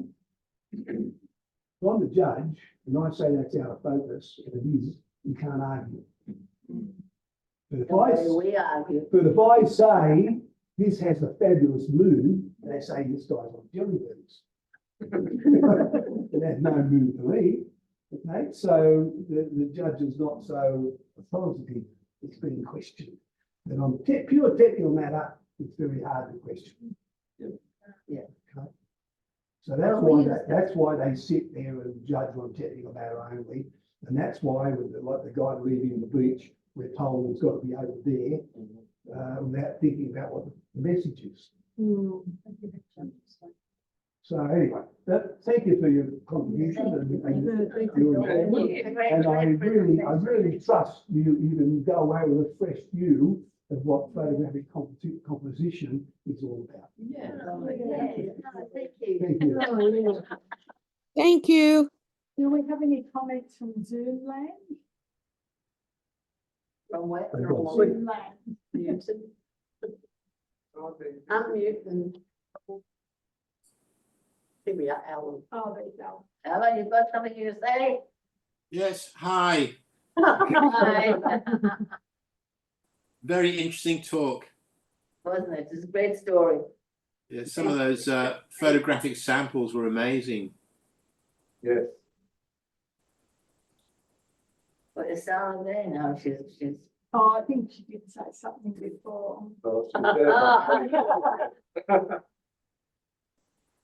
Harold. Oh, Harold.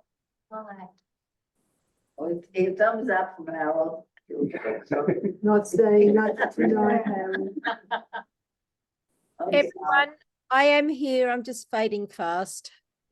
What did you say? Well, I just sent committee members a message. I'm glad I didn't come along tonight because I tested positive for COVID. Oh, my goodness. I hope you get over it quickly. Yeah. Yeah, thank you.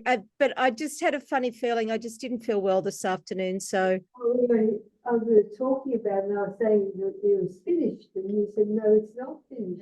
Well, we can see by It's Sarah. going to be around forever. I might give my shot tomorrow. thanks, Jim. Sherry, how you doing, Sherry? She's not talking to us. Oh, she doesn't seem to have a that's all microphone. Maybe they don't have a microphone. Yeah. No, it was great. Very good. Very good, thank you, Jim. Great presentation. Thank you. Yeah. Have you got any more? Harold. Have you got any others? Presentation. Can't hear. Oh, I've got lots. Maybe you might like to come by another time with a different sort of presentation. That could be arranged. Yes, that's good. We haven't had a presentation for a while, so that's. Yeah. Exactly, it's good, yeah, yeah. So what other presentations do you have? Oh, well, I've been doing it for so long. I got presentations on almost any topic Okay. you like to name. Lots of more technical things on, you know, how to use Photoshop and that sort of thing. I'm not interested. But lots of general stuff. On basic photographic principles and so yeah, it's quite a bit. Have you got a presentation on how to be to take a photo with meaning, so that it has more meaning than just like, you know, Not as such. It's more bound up in what we talked about tonight. Yeah. If you apply some of those principles, your photographs will have more meaning. But Like there's a couple of others that sort of border on it, but not specifically on that particular topic.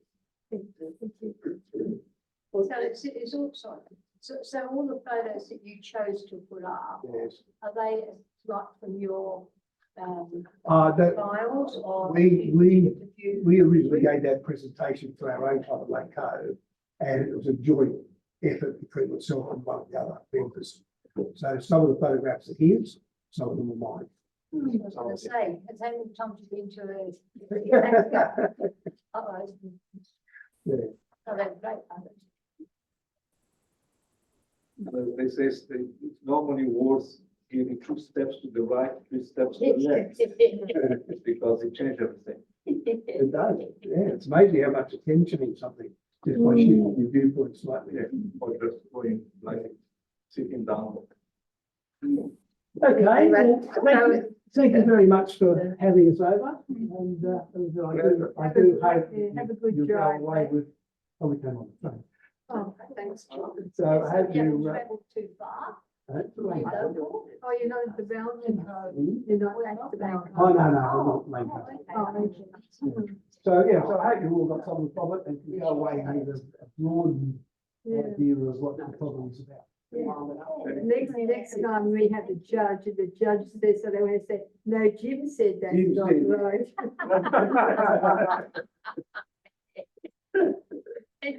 You just want to hope that you're one of the judges. Now, I pick it up judging, I think, Oh, after doing it for many Yeah. years, fair enough. to me, it became a very futile exercise. Because over the many years I did judging at all levels up to international, nothing changed. Oh, really? The photographs I judged 30 years ago are no different than the ones that are being put up today, because they're following that same formula.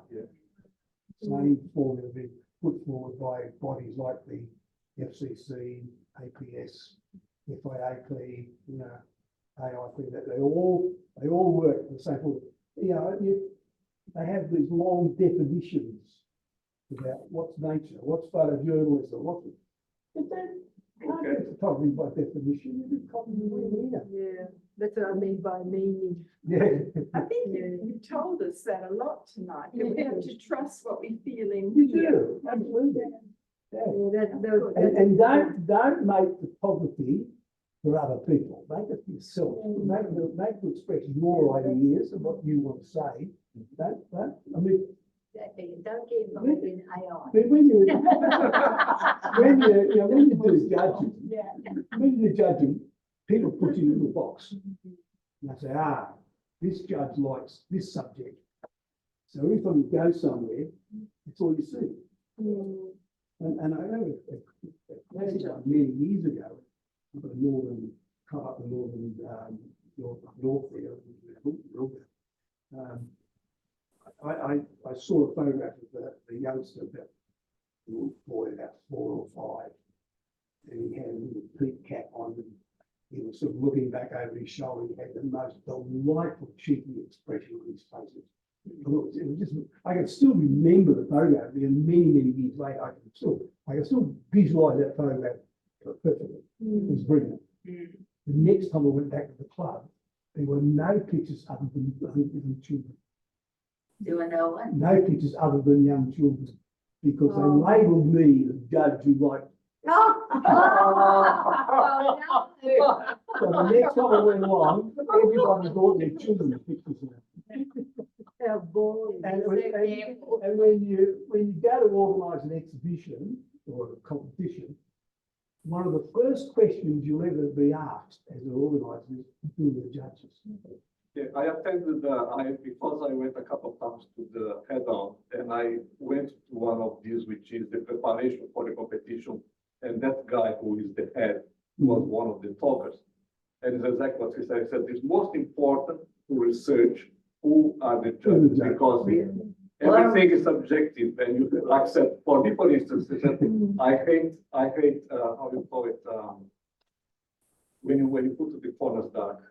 Beginning. Vignetting, he said, do vignetting and throw to the rubbish. He said, for me, vignetting is making something that is rubbish into another rubbish. Yeah. You see, where we've wrong there is good vignetting can't be seen. Yeah. But that It's is okay. there and it improves the photograph. Sorry? If you don't notice it. You You can see that the photograph has been vignetted. Make sure that It's been I done know vignetted. that, because you know what I'm like. I think that's what he meant. Let things go. I'd like a little bit, but I'll try it.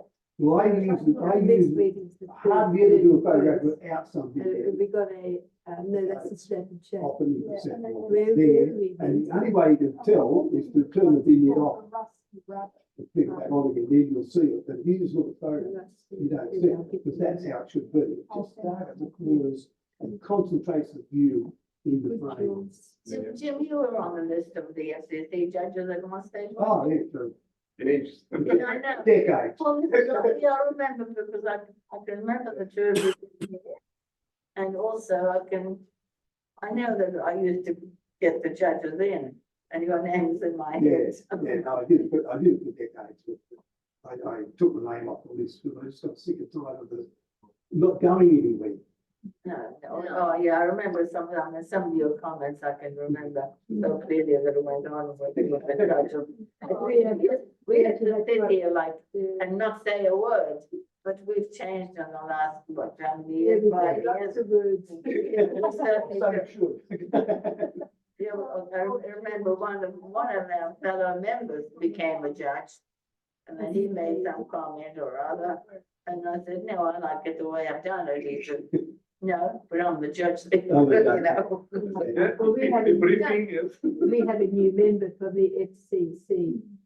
Because he used to be, where did he used to be? Huh?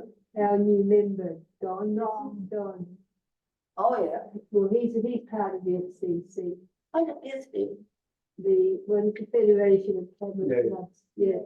And, he was, I forget where he was, but he's moved to Coogee, so he's joined a club. It would have been interesting if he had been here tonight, because he would have been like, and you were saying, you know, the clubs and the FCC and that. Yeah, He would have probably got, I don't know, he's maybe very, he would. yeah, Oh, no, I think you would have enjoyed To it. me, yeah, he his might own. have, yeah. But it would have been interesting for him, and you. Okay. Yeah, well, I'm sure you get a lot more out of giving your wisdom to everyone. Oh, well, I- than I have jumping no- everyone down. I you have know. no problem to that, I mean, Yeah, no, that's, it's fantastic. that's what it's, the topic is all about, about sharing. I got interrupt for a moment, just let Deidre remind people, and then we'll finish the Zoom. Remind on to Friday, we have a snap and chat on Friday. Yeah, This this Friday, Where is it? Friday the 31st of May, we've got our next snap and chat I coming think up. it's okay. Yeah, so we're going to be meeting at 1 o'clock at this place called the Rusty Brothers in Darlinghurst. And we're going to be taking off at about, we'll send you an email. Oh, yeah. So be photographic around that. And everybody has Yeah, have a look at the calendar. Yeah, So that's it. Okay, so we go from the white rabbit to the rusty rabbit. Anyway, How we met with the white. thank you very much. Thank you. We'll see you next time. So, yeah, I back again because I like the sport. Oh, okay. I think tomorrow. Thank you. It's also. Okay, thank you very much. You never know. All the best with your photography. Thank you very much. Thanks very much. little buddies We now. enjoy it. All right, everybody, everybody on Zoom, we'll sign off. We're out of Yeah. Bye, Audrey. Sarah's Yeah. got her and Yeah. Okay, so Oh, goodbye. bad and luck, we'll Sarah. See you on the 31st or at the meeting. Brenda. Yeah, Oh. we've got to Bye, everyone. we've got to make sure. Bye. Is that right? I've got to go. Yeah, but then we'll